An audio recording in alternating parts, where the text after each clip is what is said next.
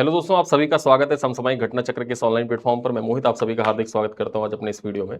जैसा कि आप सब जानते हैं कि आपकी जो लोअर पीसीएस की परीक्षा है वो बहुत नज़दीक है और सबसे ज़्यादा वेटेज अगर देखा जाए तो उत्तर प्रदेश स्पेशल को दिया गया है। उत्तर प्रदेश स्पेशल से लगभग 20 सवाल पूछे जाएंगे आपकी परीक्षा में, और इन 20 सवाल में जो अभी हाल ही में परीक्षाएं हुई हैं उन परीक्षाओं में यूपी ट्रिपल एससी ने यह कर दिखाया है कि उत्तर प्रदेश स्पेशल पर स्पेशल फोकस करते हुए और उत्तर प्रदेश करंट अफेयर पर ज़्यादा फोकस किया उसने।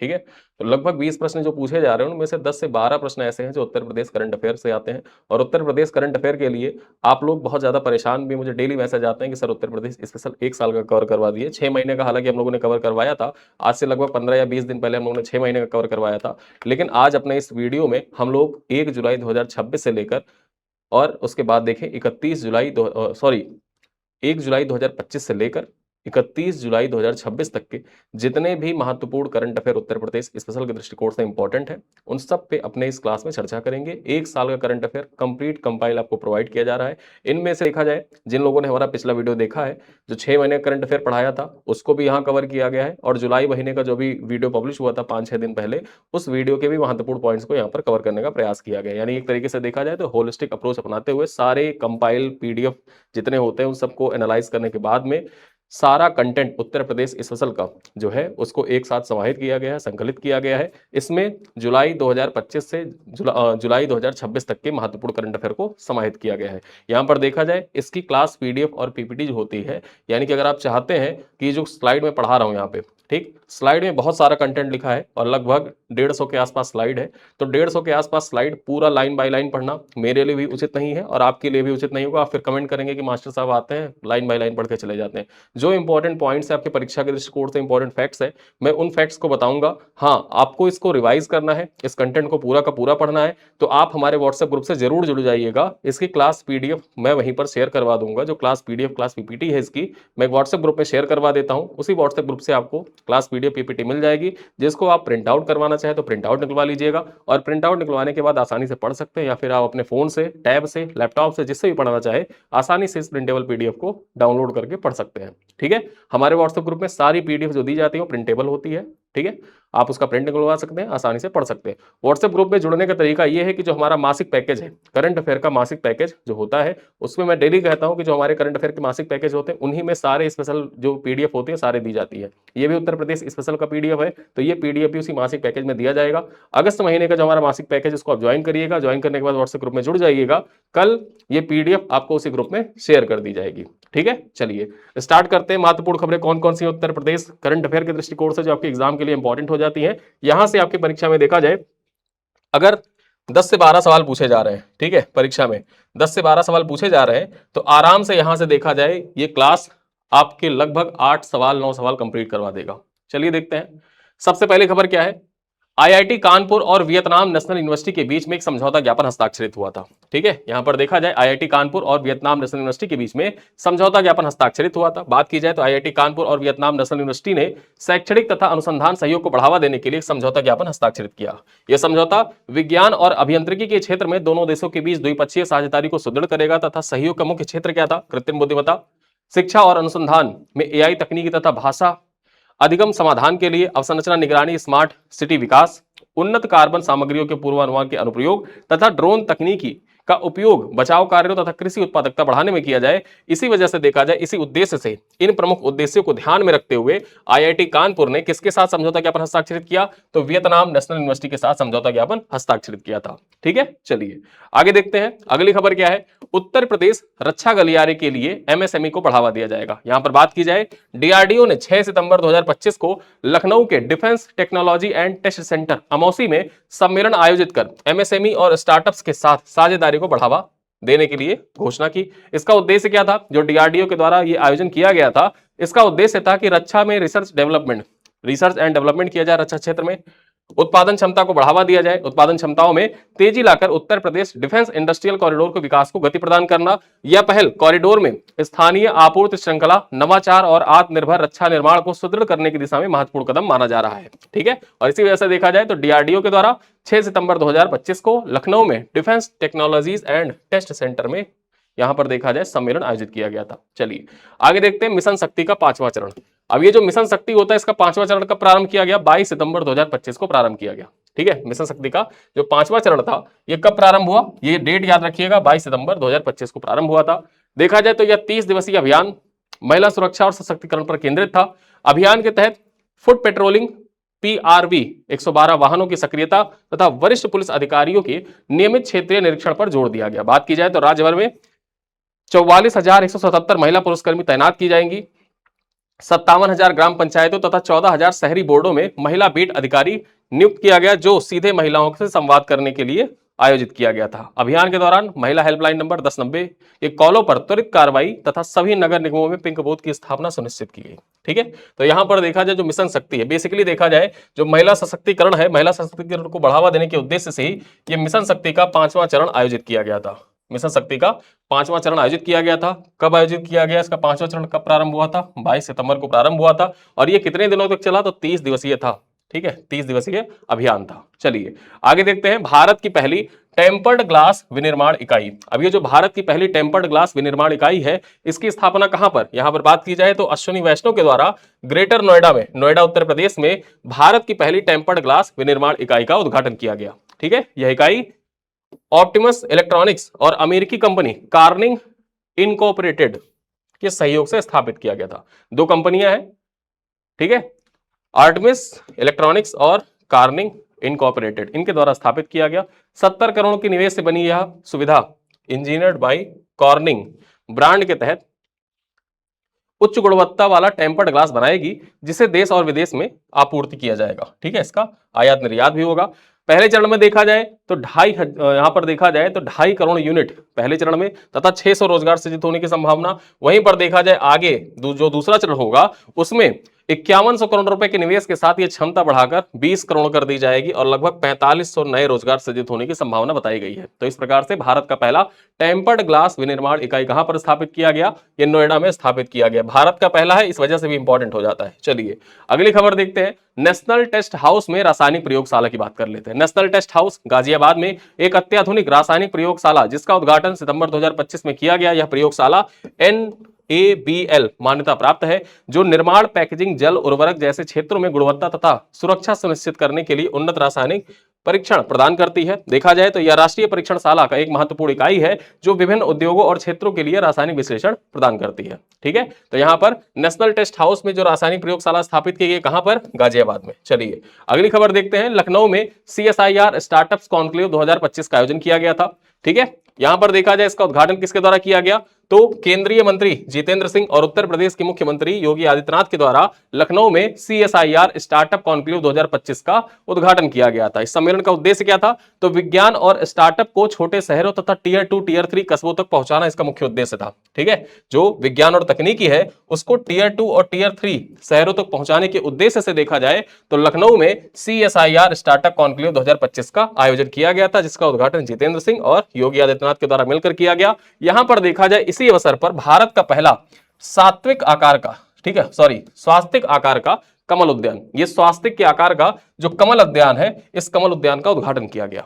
ठीक है, यहां पर देखा जाए विश्व का पहला 108 पंखुड़ी वाला कमल NBRI नमो 108 इसका नाम दिया गया। क्या नाम दिया गया, NBRI नमो 108। इस 108 पंखुड़ी वाला जो कमल था इसको नाम दिया गया, लखनऊ के NBRI में उद्घाटित किया गया। यहां पर बात करें इसमें 60 कमल और 50 वाटर लिली की प्रजातियां भी सम्मिलित हैं। आगे देखा जाए यह पहल नवाचार, उद्यमिता और कृषि आधारित उद्योगों के लिए नए अवसर प्रदान करेगा। लखनऊ अब भारत के वैज्ञानिक और स्टार्टअप परिदृश्य के तेजी से उभरता केंद्र भी बन रहा है। ठीक है, आगे चर्चा की जाए तो शुभांशु शुक्ला के नाम पर, आप जानते हैं शुभांशु शुक्ला का संबंध उत्तर प्रदेश से है, इनके नाम पर देखा जाए उत्तर प्रदेश सरकार के द्वारा छात्रवृत्ति योजना प्रारंभ की गई है। ठीक है, ये छात्रवृत्ति योजना प्रारंभ की गई है। बेसिकली देखा जाए जो विज्ञान और तकनीकी के क्षेत्र में इंटरेस्टेड छात्र हैं उन छात्रों को छात्रवृत्ति प्रदान की जाएगी और अंतरिक्ष के क्षेत्र में विज्ञान तकनीकी के साथ साथ में जो स्पेस टेक्नोलॉजी है उस क्षेत्र में जो विद्यार्थी पढ़ना चाहते हैं या फिर आगे कार्य करना चाहते हैं उनको छात्रवृत्ति प्रदान की जाएगी और इसीलिए शुभांशु शुक्ला के नाम पर उत्तर प्रदेश सरकार के द्वारा छात्रवृत्ति योजना प्रारंभ की गई है। बात करें उत्तर प्रदेश सरकार ने राज्य के पहले अंतरिक्ष यात्री शुभांशु शुक्ला के नाम पर एक नई छात्रवृत्ति योजना शुरू करने की घोषणा की है। यह छात्रवृत्ति स्पेस टेक्नोलॉजी और अंतरिक्ष विज्ञान के छात्रों को प्रदान की जाएगी। अगली खबर देखा जाए महत्वपूर्ण आपकी परीक्षा के दृष्टिकोण से, उत्तर प्रदेश के बुलंदशहर में खुला दुनिया का पहला सिरेमिक वेस्ट पार्क। जो सिरेमिक होता है ना, ठीक, चीनी मिट्टी के जो बड़े बने हुए बर्तन होते हैं, ठीक है।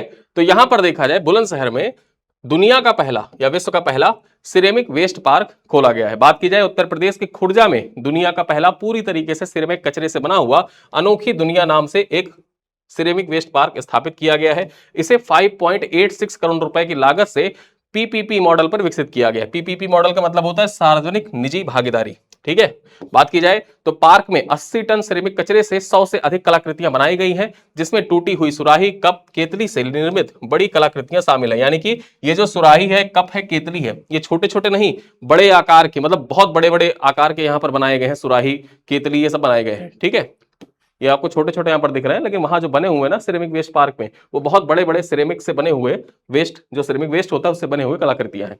यहां पर देखा जाए 6 कलाकारों और 120 कुशल कारीगरों के द्वारा इसे तैयार किया गया है। बच्चों के लिए गेमिंग जोन, सेल्फी पॉइंट तथा कैफे जैसी सुविधाएं भी यहां पर प्रदान की गई हैं, ठीक है। तो इस प्रकार से आपको याद रखना है कि उत्तर प्रदेश के बुलंदशहर में दुनिया का पहला सिरेमिक वेस्ट पार्क खुला है। परीक्षा पूछ सकता है कि दुनिया का पहला ceramic waste park Uttar Pradesh के किस शहर में खुला है या किस जिले में खुला है, तो बुलंदशहर में खुला है। और बुलंदशहर में पूछ ले कहां पर खुला है, अगर जो बुलंदशहर ना देखे खुर्जा दे दिया तो आपको खुर्जा टिक करना होगा, क्योंकि खुर्जा जो है सिरेमिक उत्पाद के लिए प्रसिद्ध है। चलिए आगे देखते हैं काशी तमिल संगमम के बारे में। जो काशी तमिल संगमम का चौथा संस्करण, उसके बारे में चर्चा कर लेते हैं। इसका आयोजन कब किया गया था? 2 दिसंबर 2025 से ये शुरू हुआ था, ठीक है। और इसका आयोजन शिक्षा मंत्रालय के द्वारा किया जाता है। ये महत्वपूर्ण हो जाता है। काशी तमिल संगमम जो है, नाम से पता चल रहा है इसका आयोजन कहां पर, काशी में किया जाता है, वाराणसी में किया जाता है। किसके द्वारा आयोजित किया जाता है? तो यहां पर देखा जाए शिक्षा मंत्रालय मुख्य भूमिका में होता है, साथ ही साथ आईआईटी मद्रास और बीएचयू वाराणसी इसके प्रमुख समन्वयक होते हैं, यानी कि कोऑर्डिनेटर होते हैं ये दोनों, ठीक। आईआईटी मद्रास और बीएचयू ये दोनों कोऑर्डिनेटर का फॉर्म, मतलब कोऑर्डिनेटर की भूमिका में होते हैं, जबकि शिक्षा मंत्रालय के द्वारा आयोजन किया जाता है। बात की जाए तो इस वर्ष का थीम क्या था? लर्न तमिल तमिल करिकालम, ठीक है। लर्न तमिल तमिल करिकालम इस बार का थीम था। इसी थीम पर देखा जाए काशी तमिल संगमम का चौथा संस्करण आयोजित किया गया था। इसका उद्देश्य क्या है? तो तमिल भाषा तथा संस्कृति के अध्ययन और संरक्षण को बढ़ावा देने के उद्देश्य से देखा जाए काशी तमिल संगम आयोजित किया गया था। और जो उत्तर दक्षिण सहयोग है, ठीक है, नॉर्थ और साउथ सहयोग जो है उसको बढ़ावा देने के उद्देश्य से भी इसका आयोजन किया गया था। आगे चर्चा करते हैं। अगली खबर है यहां पर पद्मश्री दया प्रकाश सिन्हा का निधन हो गया। यहां पर बात करें 7 नवंबर 2025 को उत्तर प्रदेश के नोएडा में महान रंगमंच कलाकार और महान नाटककार, साहित्यकार, पद्मश्री से सम्मानित दया प्रकाश सिन्हा जी का निधन हो गया। बात की जाए तो दया प्रकाश सिन्हा हिंदी रंगमंच, साहित्य, नाटक की दुनिया में प्रतिष्ठित नाम थे। उन्हें पद्मश्री, साहित्य अकादमी पुरस्कार 2021 में प्रदान किया गया था। संगीत नाट्य अकादमी पुरस्कार से भी सम्मानित किया गया था। लोहिया सम्मान तथा हिंदी अकादमी साहित्यकार सम्मान सहित कई अनेक सम्मान भी इनको प्रदान किया गया था। और उनकी जो प्रसिद्ध कृति है, उनकी प्रसिद्ध कृति सम्राट अशोक, ठीक है, सम्राट अशोक के लिए 2021 में उनको साहित्य अकादमी पुरस्कार से भी सम्मानित किया गया था। यानी कि जो दया प्रकाश सिन्हा जी, इनका नाम इंपॉर्टेंट हो जाता है, उत्तर प्रदेश से संबंधित है। इनको देखा जाए साहित्य अकादमी पुरस्कार कब प्रदान किया गया था? 2021 में। किसके लिए? ठीक है, तो इनकी प्रसिद्ध कृति थी सम्राट अशोक। इसी नाटक के लिए देखा जाए इनको साहित्य अकादमी पुरस्कार 2021 में प्रदान किया गया था। चलिए आगे देखते हैं। पद्मश्री साहित्यकार राम दशरथ मिश्र का 31 अक्टूबर 2025 को निधन हो गया, ठीक है। यहां पर बात करें तो इनका पहला काव्य संग्रह था पथ के गीत, 1951 में प्रकाशित हुआ था। उनकी आत्मकथा जो है सहचर है समय थी। और महत्वपूर्ण कृति कौन सी थी? हिंदी आलोचना का इतिहास, ठीक है, विशेष रूप से प्रसिद्ध था। रामदरस मिश्रा जो थे, भगवती चरण वर्मा के साहित्य पर अपनी उत्कृष्ट आलोचना लेखन के लिए भी काफी प्रशंसा इन्होंने पाई थी। देखा जाए तो उनका जन्म 15 अगस्त 1924 को उत्तर प्रदेश के गोरखपुर जिले के डुमरी गांव में हुआ था। उन्होंने शिक्षा काशी हिंदू विश्वविद्यालय से प्राप्त की और बाद में गुजरात तथा दिल्ली विश्वविद्यालय में अध्यापन कार्य भी किया था। तो इस प्रकार से रामदरस मिश्रा का नाम इंपॉर्टेंट हो जाता है। आगे देखा जाए उत्तर प्रदेश के पहले ग्रीन हाइड्रोजन प्लांट का उद्घाटन किया गया। कहां पर? मुख्यमंत्री योगी आदित्यनाथ के द्वारा गोरखपुर के खानिमपुर में उत्तर प्रदेश के पहले ग्रीन हाइड्रोजन प्लांट का उद्घाटन किया गया। यह प्लांट देखा जाए तो टोरंटो समूह के द्वारा स्थापित किया गया है। प्रदेश का पहला और भारत का दूसरा ग्रीन हाइड्रोजन प्लांट है। राज्य सरकार ने 22,000 मेगावाट नवीकरणीय ऊर्जा का लक्ष्य रखा है, जिसमें अभी तक 6,000 मेगावाट हासिल किया जा चुका है। यह कदम उत्तर प्रदेश के नवीकरणीय ऊर्जा हब बनाने की दिशा में एक बड़ी उपलब्धि मानी जा रही है। आगे चर्चा करते हैं। रेलवे ट्रैक के बीच में लगा देश का पहला सोलर पैनल सिस्टम। अब ये जो सोलर पैनल सिस्टम है, ये कहां पर लगाया गया? जो देश का पहला सोलर पैनल सिस्टम लगाया गया था। अगर हम बात करें रेलवे के पास जमीनों की, जो दो रेलवे की जो ट्रैक होते हैं ना, उनके बीच में जो जगह होती है, उन ट्रैकों पर अगर हम सोलर प्लेट्स बिछा दें तो अच्छी खासी नवीकरणीय ऊर्जा जनरेट हो। और इसी कॉन्सेप्ट को ध्यान में रखते हुए देखा जाए तो ये कॉन्सेप्ट लाया गया कि देश में पहली बार ऐसा हुआ कि जो रेलवे ट्रैक होते हैं उनके बीच में सोलर पैनल लगाए जाए। ठीक है, अब ये कहां पर लगाया गया था देखते हैं। बनारस लोकोमोटिव वर्क्स वाराणसी उत्तर प्रदेश ने देश का पहला 70 मीटर लंबा रेलवे ट्रैक के बीच में सोलर पैनल सिस्टम शुरू किया। देखा जाए तो इस सिस्टम में 28 सोलर पैनल लगाए गए जिनकी कुल क्षमता 15 किलोवाट पीक थी। विशेषता क्या है इसकी, तो यहां पर देखा जाए पैनल को इस तरह डिजाइन किया गया कि इसी आवश्यकता पड़ने पर इन्हें हटाया और स्टोर भी किया जा सके। यहां पर चर्चा करें इसका महत्व क्या है, महत्व इंपॉर्टेंट हो जाता है। महत्व देखा जाए, अब ये महत्व ना सिर्फ आपके लोअर पीसीएस के लिए इंपॉर्टेंट है, ये देखा जाए जो नवीकरणीय ऊर्जा के दृष्टिकोण से आपके मुख्य परीक्षा के जीएस पेपर 6 के लिए भी इंपॉर्टेंट हो जाता है। एज अ केस स्टडी भी इंपॉर्टेंट है। इसको आप केस स्टडी के तौर पर अपने जीएस पेपर 6 में लिख भी सकते हैं कि हमारे पास एक ये भी ऑप्शन है कि रेलवे की जो खाली पड़ी जमीनें हैं उनको भी हम लोग यूज कर सकते हैं। तो जीएस पेपर 3 के दृष्टिकोण से इंपॉर्टेंट हो जाता है और जीएस पेपर 6 के लिए तो महत्वपूर्ण है ही। महत्व क्या क्या है, रेलवे की खाली जगह का उपयोग बिजली उत्पादन में किया जाएगा, ऊर्जा बचत, पर्यावरण संरक्षण को बढ़ावा मिलेगा, इससे रेलवे की बिजली पर निर्भरता कम होगी और सौर ऊर्जा का विस्तार होगा। यह कदम रेलवे की नई तकनीकी शुरुआत तथा देश में हरित ऊर्जा को बढ़ावा देने की दिशा में एक ऐतिहासिक कदम माना जा रहा है। तो यह है इसका महत्व। और कहां पर शुरू किया गया, तो वाराणसी में स्टार्ट किया गया था। 70 मीटर तक ये सोलर प्लेट्स ऐसे बिछाई गई थी। चलिए आगे देखते हैं। ब्रिटेन में उच्च शिक्षा के लिए अटल बिहारी वाजपेयी शेवनिंग छात्रवृत्ति योजना को मंजूरी प्रदान की गई है। यहां पर देखा जाए योगी आदित्यनाथ के नेतृत्व में उत्तर प्रदेश कैबिनेट ने भारत रत्न श्री अटल बिहारी वाजपेयी सेनविंग उत्तर प्रदेश राज्य सरकार छात्रवृत्ति योजना को मंजूरी प्रदान की है।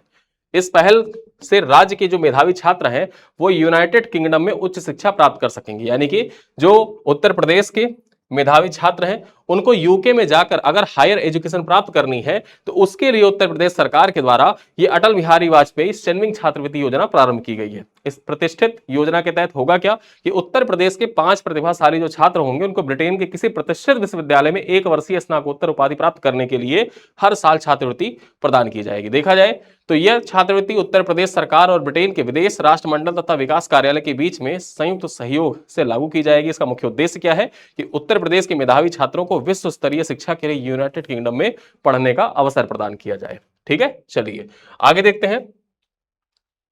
भारतीय रेलवे ने एशिया की सबसे लंबी मालगाड़ी रुद्रास्त्र का संचालन किया। बात की जाए तो भारतीय रेलवे ने एशिया की सबसे बड़ी 4.5 किलोमीटर लंबी मालगाड़ी रुद्रास्त्र, इसका नाम है रुद्रास्त्र, याद रखिएगा क्या नाम है, रुद्रास्त्र इसका नाम है। इसका सफलतापूर्वक ट्रायल रन करके एक नया मुकाम हासिल किया। यह ट्रायल रन उत्तर प्रदेश के चंदौली स्थित गंजख्वाज, ठीक है, जो गंजख्वाज रेलवे स्टेशन था यहां से झारखंड के गढ़वा तक संचालित किया गया था। अब महत्वपूर्ण क्या हो जाता है, ये दोनों स्टेशन का नाम याद रखिएगा, कहां से कहां के बीच में संचालित किया गया, ये आपके एग्जाम के लिए इंपॉर्टेंट हो जाता है। ठीक है, टोटल देखा जाए तो 209 किलोमीटर की दूरी 5 घंटे 10 मिनट में यहां पर इसने हासिल की। और बात करें तो 40.50 किलोमीटर प्रति घंटे की रफ्तार से ये गाड़ी चली थी। टोटल यहां पर देखा जाए इसकी लंबाई कितनी है इस मालगाड़ी की, तो 4.5 किलोमीटर इस मालगाड़ी की लंबाई है। देखा जाए तो इसमें कुल 345 वैगन शामिल है जिनमें से एक खाली वैगन में 72 टन माल लदा हुआ था। ठीक, चलिए आगे देखते हैं। सीएम पोषण मिशन शुरू करने की घोषणा की गई है। बात की जाए तो उत्तर प्रदेश सरकार के द्वारा सीएम पोषण मिशन शुरू करने की घोषणा की गई। इस योजना के तहत प्री प्राइमरी शिक्षा तथा बाल वाटिकाओं को आंगनबाड़ी केंद्रों से जोड़ा जाएगा ताकि बच्चों को बेहतर पोषण एवं शिक्षा दोनों उपलब्ध कराया जा सके। इसका ऐलान मुख्यमंत्री ने स्वतंत्रता दिवस समारोह जो आयोजित किया गया था 2025 में, यानी कि 15 अगस्त 2025 की बात है ये। ठीक है, 15 अगस्त 2025 की खबर है। यहां पर देखा जाए तो विधान भवन लखनऊ में किया गया था। बात की जाए साथ ही साथ हर जिले में 100 एकड़ क्षेत्र में एम्प्लॉयमेंट जोन स्थापित करने की घोषणा भी की गई थी जहां पर युवाओं को औद्योगिक तकनीकी एवं कौशल प्रशिक्षण प्रदान कर रोजगार से जोड़े जाने की घोषणा की गई थी सीएम पोषण मिशन योजना के साथ साथ में। ठीक है, आगे देखते हैं। गुजरात प्रोसेस्ड आलू के उत्पादन तथा निर्यात में देश में शीर्ष स्थान पर है, लेकिन यहां पर देखा जाए उत्तर प्रदेश का कौन सा स्थान है उसके बारे में चर्चा करेंगे। ठीक, गुजरात देखा जाए 2024-25 सीजन के लिए कुल 48.59 लाख टन आलू उत्पादन कर देखा जाए 25% से अधिक प्रोसेस्ड आलू के लिए जाना जाता है और ये प्रथम स्थान पर रहा, इसके साथ ही पहले स्थान पर रहा। अब दूसरा स्थान किसका है, उत्तर प्रदेश का है, और तीसरा स्थान किसका है, पंजाब का है।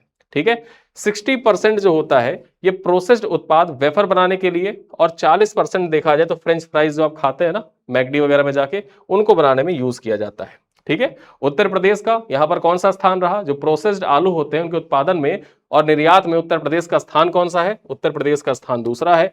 तीसरा स्थान किसका है? तीसरा स्थान देखा जाए तो पंजाब का है। चलिए आगे देखते हैं, एआई से लैस होगी उत्तर प्रदेश की रोड सेफ्टी मॉडल। जो उत्तर प्रदेश का रोड सेफ्टी मॉडल है इसको एआई से लैस किया जाएगा। देखा जाए तो एआई से सड़क सुरक्षा अधिक स्मार्ट, अधिक सुरक्षित। बात की जाए तो उत्तर प्रदेश सरकार सड़क सुरक्षा को लेकर एक नई पहल करने जा रही है।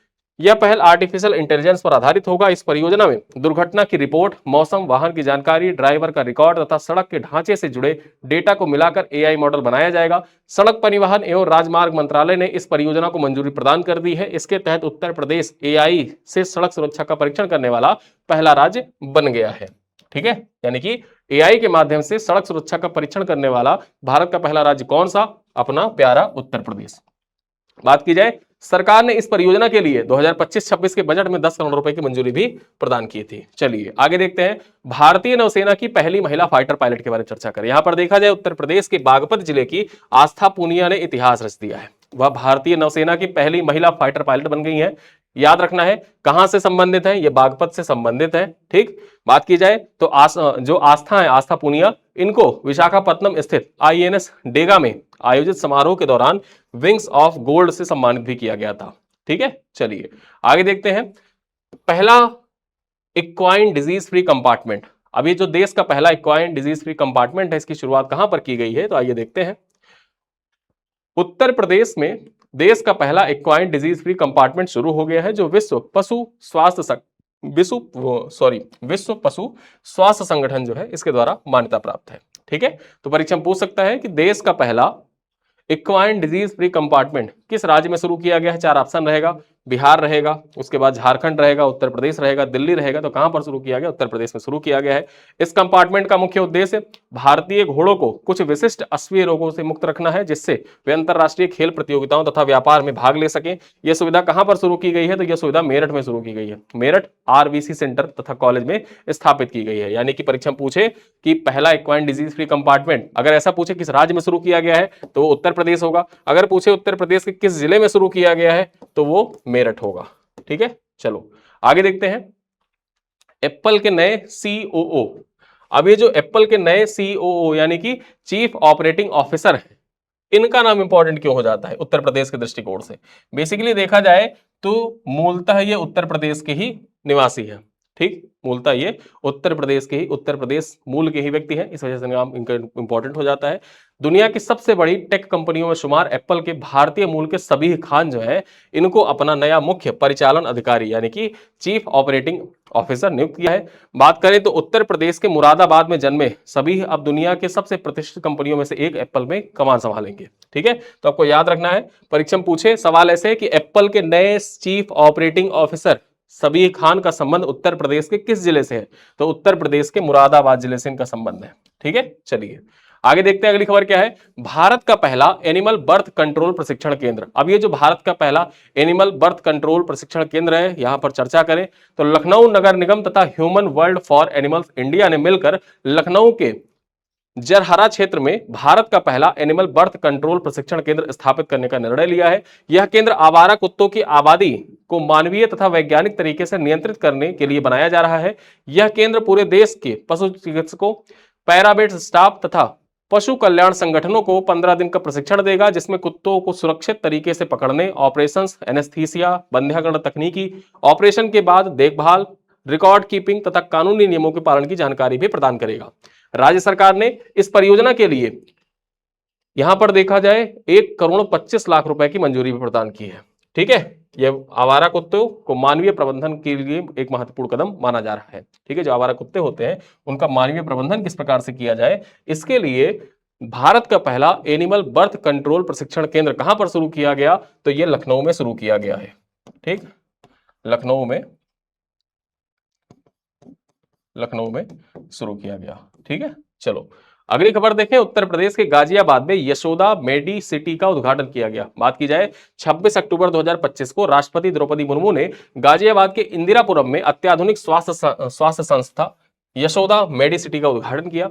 इस अवसर पर उन्होंने कहा कि गुणवत्ता पूर्ण जो स्वास्थ्य होता है यह राष्ट्र निर्माण का आधार भी है। निजी क्षेत्र में योगदान के लिए भारत अपने स्वस्थ भारत के लक्ष्य की ओर तेजी से आगे बढ़ रहा है। ठीक है, तो आपको याद रखना है कि ये जो यशोदा मेडिसिटी है इसका उद्घाटन कहां पर किया गया है? इसका उद्घाटन किया गया है गाजियाबाद में। अब राष्ट्रपति के द्वारा उद्घाटित है, इस वजह से और इसका नाम इंपॉर्टेंट हो जाता है। ठीक, परीक्षा में पूछ सकता है कि उत्तर प्रदेश के किस शहर में राष्ट्रपति द्रौपदी मुर्मू के द्वारा यशोदा मेडिसिटी का उद्घाटन किया गया? ठीक है, तो इंदिरापुरम गाजियाबाद उत्तर प्रदेश में अवस्थित है, यहीं पर देखा जिसका उद्घाटन किया गया था। अगली खबर देखा जाए, बृहस्पति कुंड का लोकार्पण किया गया। केंद्रीय वित्त मंत्री निर्मला सीतारमण के द्वारा तथा मुख्यमंत्री योगी आदित्यनाथ के द्वारा मिलकर अयोध्या के टेढ़ी बाजार चौराहा जो है वहां पर बृहस्पति कुंड का भव्य लोकार्पण किया गया। बात की जाए तो इस अवसर पर दक्षिण भारत के 3 महान संतों पुरंदरदास, त्यागराज, स्वामिगल तथा अरुणाचल कवि की प्रतिमाओं का अनावरण भी किया गया। पुरंदरदास को कर्नाटक संगीत का जनक माना जाता है। याद रखिएगा, आपके स्टैटिक जीके के दृष्टिकोण से भी इंपॉर्टेंट हो जाता है कि जो कर्नाटक संगीत है इसके जनक किसको माना जाता है? कर्नाटक संगीत का जनक पुरंदरदास को माना जाता है। त्यागराज स्वामिगल थे, इनको भगवान राम के भक्त और महान संगीत रचनाकार माना जाता है, जबकि अरुणाचल कवि जो थे इनको तमिल परंपरा के प्रसिद्ध कवि के रूप में जाना जाता है। बृहस्पति कुंड अयोध्या के 108 पौराणिक स्थलों में शामिल है तथा अब दक्षिण भारतीय भक्तों के लिए एक बड़ा आस्था का केंद्र के रूप में उभर रहा है। यह स्थान उत्तर और दक्षिण भारत की सांस्कृतिक एकता का प्रतीक भी माना जा रहा है। ठीक है, तो आपको याद रखना है कि जो बृहस्पति कुंड है इसका लोकार्पण कहां पर किया गया? तो इसका लोकार्पण किया गया है अयोध्या में।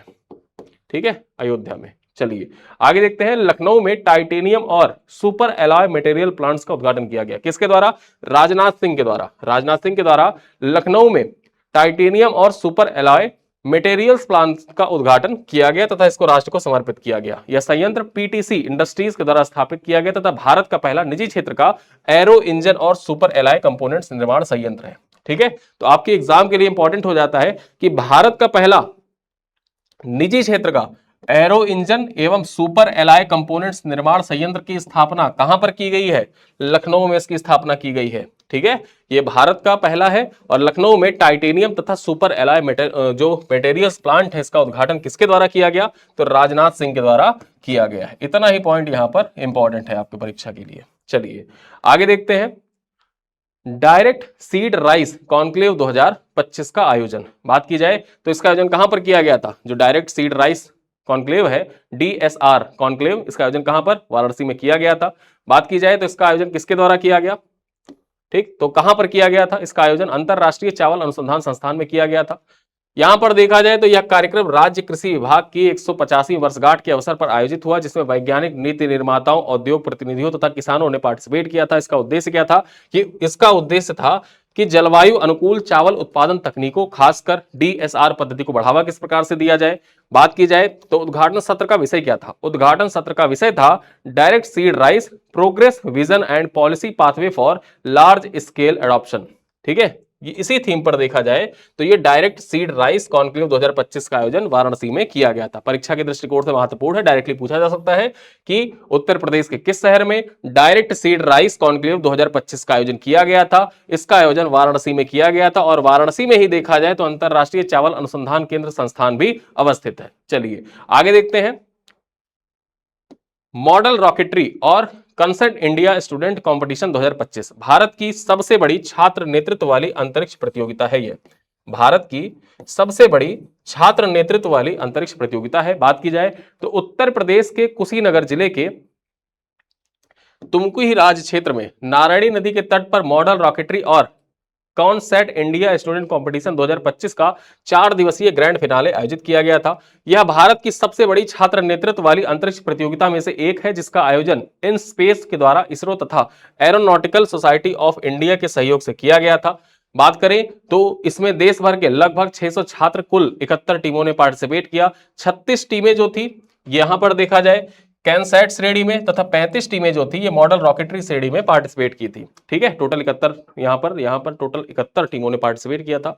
ठीक, आगे देखा जाए, प्रतियोगिता का उद्देश्य छात्रों को ऐसे मॉडल रॉकेट डिजाइन व प्रक्षेपित करने के लिए प्रेरित करना था जो लगभग 1.5 किलोमीटर तक उड़कर 1 किलोग्राम वजनी लघु उपग्रह जो है उनको स्थापित कर सके। ठीक है, और इसी उद्देश्य से देखा जाए तो ये भारत की सबसे बड़ी छात्र नेतृत्व वाली अंतरिक्ष प्रतियोगिता आयोजित की गई थी। कहां पर आयोजित की गई थी? जरूर याद रखिएगा, परीक्षा में पूछ सकता है कि मॉडल रॉकेटरी और कैनसैट इंडिया स्टूडेंट कंपटीशन 2025 का आयोजन उत्तर प्रदेश के किस जिले में किया गया था? तो इसका आयोजन उत्तर प्रदेश के कुशीनगर जिले में किया गया था। किस नदी के तट पर किया गया था? तो नारायणी नदी के तट पर किया गया था। आगे देखा जाए, समर्थ उत्तर प्रदेश विकसित उत्तर प्रदेश @2047 अभियान, यहां पर बात की जाए उत्तर प्रदेश सरकार के द्वारा वर्ष 2047 तक राज्य को रूपांतरित करने के उद्देश्य से शुरू की गई समर्थ उत्तर प्रदेश विकसित उत्तर प्रदेश @2047 अभियान को जनता का व्यापक समर्थन मिल रहा है। ठीक है, तो यहां पर जैसे विकसित भारत 2047 का लक्ष्य है ना, उसी प्रकार से उत्तर प्रदेश सरकार के द्वारा एक लक्ष्य या अभियान लॉन्च किया गया, जिसका नाम क्या है? इसका नाम है समर्थ उत्तर प्रदेश विकसित उत्तर प्रदेश @2047। ठीक है, यहां पर बात की जाए तो जो प्रक्रिया है, ठीक है, व्यापक समर्थन जिनमें मिला, 21 लाख लोगों ने यहां पर अपना सुझाव दिया। और अभी देखा जाए 2026, ठीक है, 2026, ये तो 2025 की घटना है। ठीक, 2026 में इसका डाटा फिर से आएगा, क्योंकि बात करें तो 15 अगस्त तक वापस से जो यूपी के सीएम हैं उनके द्वारा सुझाव मांगे गए कि किस प्रकार से हम उत्तर प्रदेश को ट्रांसफॉर्म कर सकते हैं। आम जनता से सुझाव मांगे जाते हैं। ठीक, गवर्नमेंट जो है वो आम पब्लिक से सुझाव मांगती है, आप लोगों को सुझाव देना होता है। उत्तर प्रदेश का जो पोर्टल है, उस पोर्टल पे जाके आपको सुझाव देना होता है। और उस दृष्टिकोण से देखा जाए, जो 21 लोगों का सुझाव प्राप्त हुआ था, उनमें जो जिलेवार प्रतिक्रिया थी, शीर्ष जिले कौन कौन से? तो संभल से, महाराजगंज, जौनपुर, सोनभद्र और हरदोई सबसे अधिक सुझाव देने वाले जिले थे।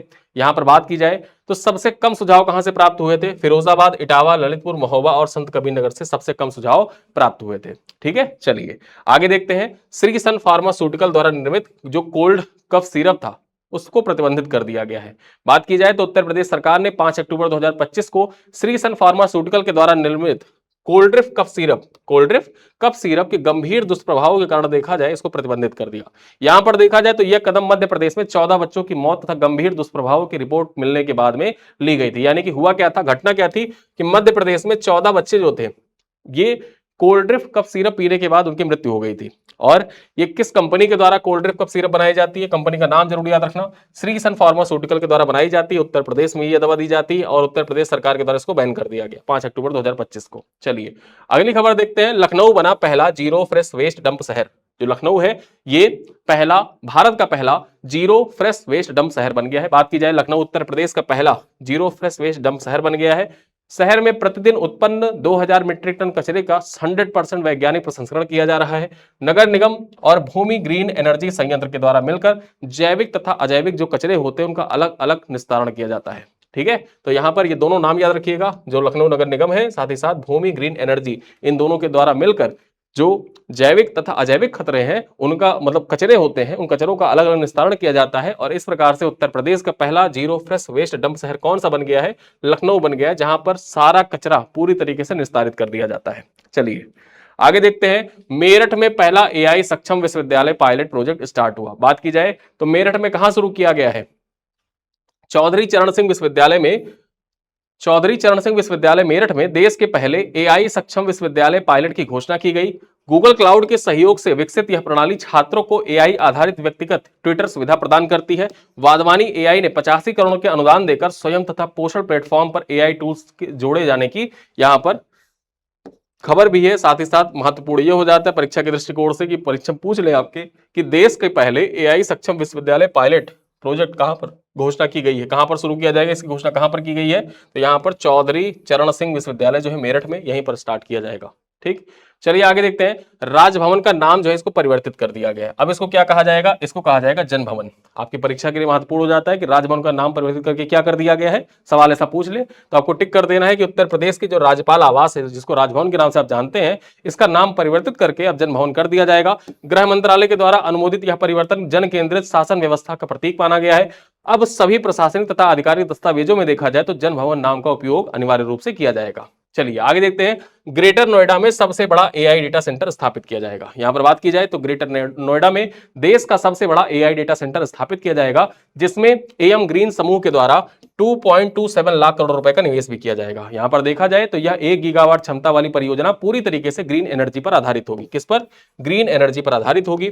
2030 तक पूर्ण होने वाली परियोजना में 5 लाख उच्च क्षमता वाले चिपसेट भी लगाए जाएंगे। ठीक है, तो ये पूरी तरीके से ग्रीन एनर्जी पर आधारित होगी और ये सबसे बड़ी एआई डेटा सेंटर परियोजना है। ये पूरे देश की सबसे बड़ी एआई डेटा सेंटर परियोजना है, जो किसके द्वारा विकसित किया जा रहा है?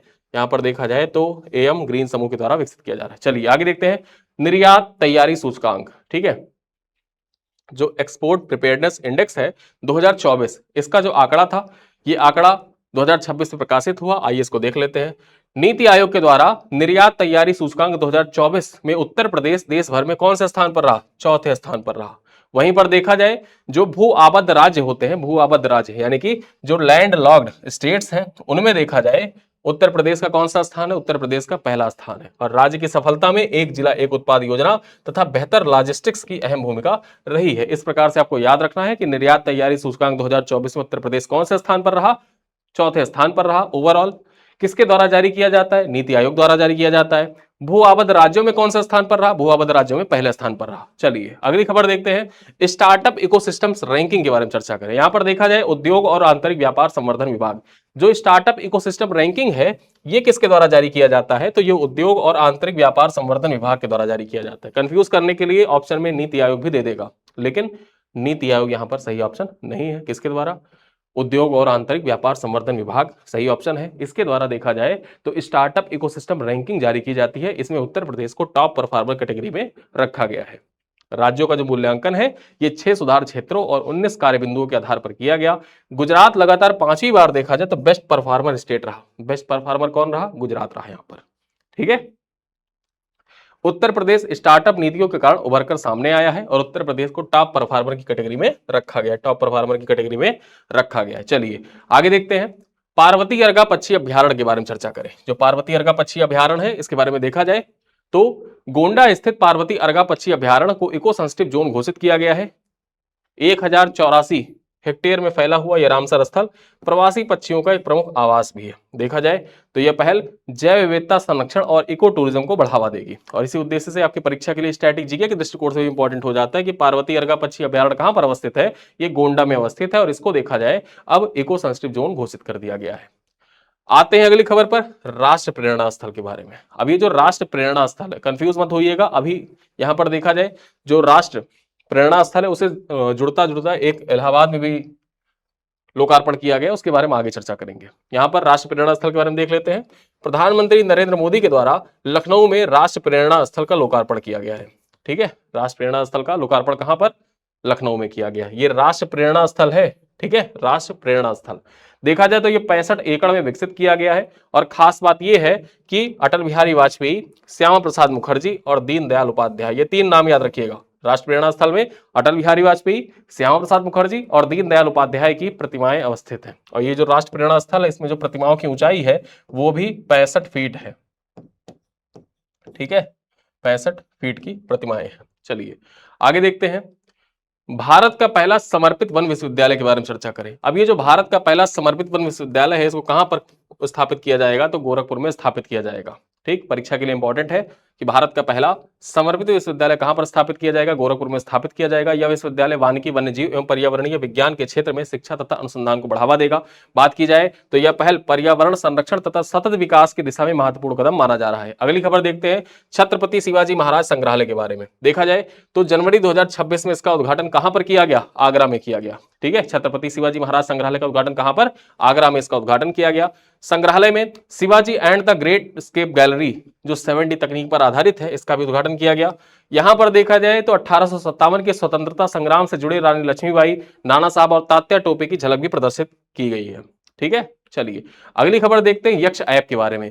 जो ये यक्ष ऐप है किसके द्वारा विकसित किया गया? तो ये उत्तर प्रदेश पुलिस के द्वारा विकसित किया गया। उत्तर प्रदेश पुलिस के द्वारा विकसित किया गया एक उन्नत डिजिटल निगरानी प्रणाली है जो पुलिस कर्मियों की रियल टाइम मॉनिटरिंग करता है। देखा जाए तो इसमें एआई आधारित फेस रिकॉग्निशन, क्राइम जीपीटी तथा मल्टी लैंग्वेज वॉइस मैचिंग जैसी आधुनिक तकनीकों को भी शामिल किया गया है। यह ऐप जो है ये बीट सिपाही से थानेदार तक डेटा फीडिंग तथा जवाबदेही सुनिश्चित कर पुलिसिंग को और अधिक पारदर्शी एवं प्रभावी बनाने पर कार्य करता है, ठीक है। चलिए आगे देखते हैं, 86वां अखिल भारतीय पीठासीन अधिकारी सम्मेलन, इसका आयोजन कहां पर किया गया था? 86वां अखिल भारतीय पीठासीन अधिकारी सम्मेलन ये 19 से लेकर 21 जनवरी 2026 तक आयोजित किया गया था। कहां पर? लखनऊ में इसका आयोजन किया गया था। खास बात यह हो जाता है जो 85वां, ठीक है, 85वां अखिल भारतीय पीठासीन अधिकारी सम्मेलन था, इसका आयोजन कहां पर किया गया था? इसका आयोजन किया गया था पटना में। कहां पर? पटना में इसका आयोजन किया गया था।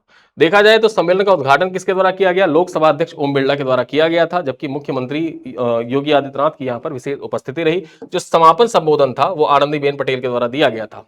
ठीक है, यहां पर इस सम्मेलन का मुख्य उद्देश्य क्या था? तो देश भर की विधानसभाओं के पीठासीन अधिकारियों के बीच में अनुभवों का आदान प्रदान, विधायी कार्यों की गरिमा, दक्षता तथा पारदर्शिता को बढ़ावा देना, आधुनिक तकनीकी तथा नवाचार के माध्यम से विधानमंडलों की कार्य प्रणाली को सुदृढ़ करना, जनहित से जुड़े मुद्दों पर प्रभावी चर्चा तथा गुणवत्तापूर्ण विधि निर्माण के प्रोत्साहन देने के उद्देश्य से 86वां अखिल भारतीय पीठासीन अधिकारी सम्मेलन का आयोजन लखनऊ में 19 से 21 जनवरी 2026 के बीच में किया गया था, जिसका उद्घाटन ओम बिरला के द्वारा किया गया। चलिए आगे देखते हैं उत्तर प्रदेश की पहली ब्रेल लाइब्रेरी। अब यहां पर जो ब्रेल लिपि है, ब्रेल लिपि का आविष्कार लुई ब्रेल के द्वारा किया गया था। फ्रांसीसी व्यक्ति थे लुई ब्रेल, और उन्हीं की जयंती के उपलक्ष्य में हर साल 4 जनवरी का दिन जो होता है उसको ब्रेल दिवस के रूप में मनाया जाता है। बात की जाए विश्व ब्रेल दिवस के अवसर पर लखनऊ स्थित doctor Shakuntala Mishra national rehabilitation university में पहली ब्रेल लाइब्रेरी शुरू की गई है। यानी कि उत्तर प्रदेश की पहली ब्रेल लाइब्रेरी कहां पर शुरू की गई है? लखनऊ में शुरू की गई है। लाइब्रेरी में जो NEP न्यू एजुकेशन पॉलिसी है उस पर आधारित 4000 से अधिक पुस्तकें उपलब्ध कराई गई हैं, जिनका प्रकाशन यूनिवर्सिटी की ब्रेल प्रेस के द्वारा किया गया है।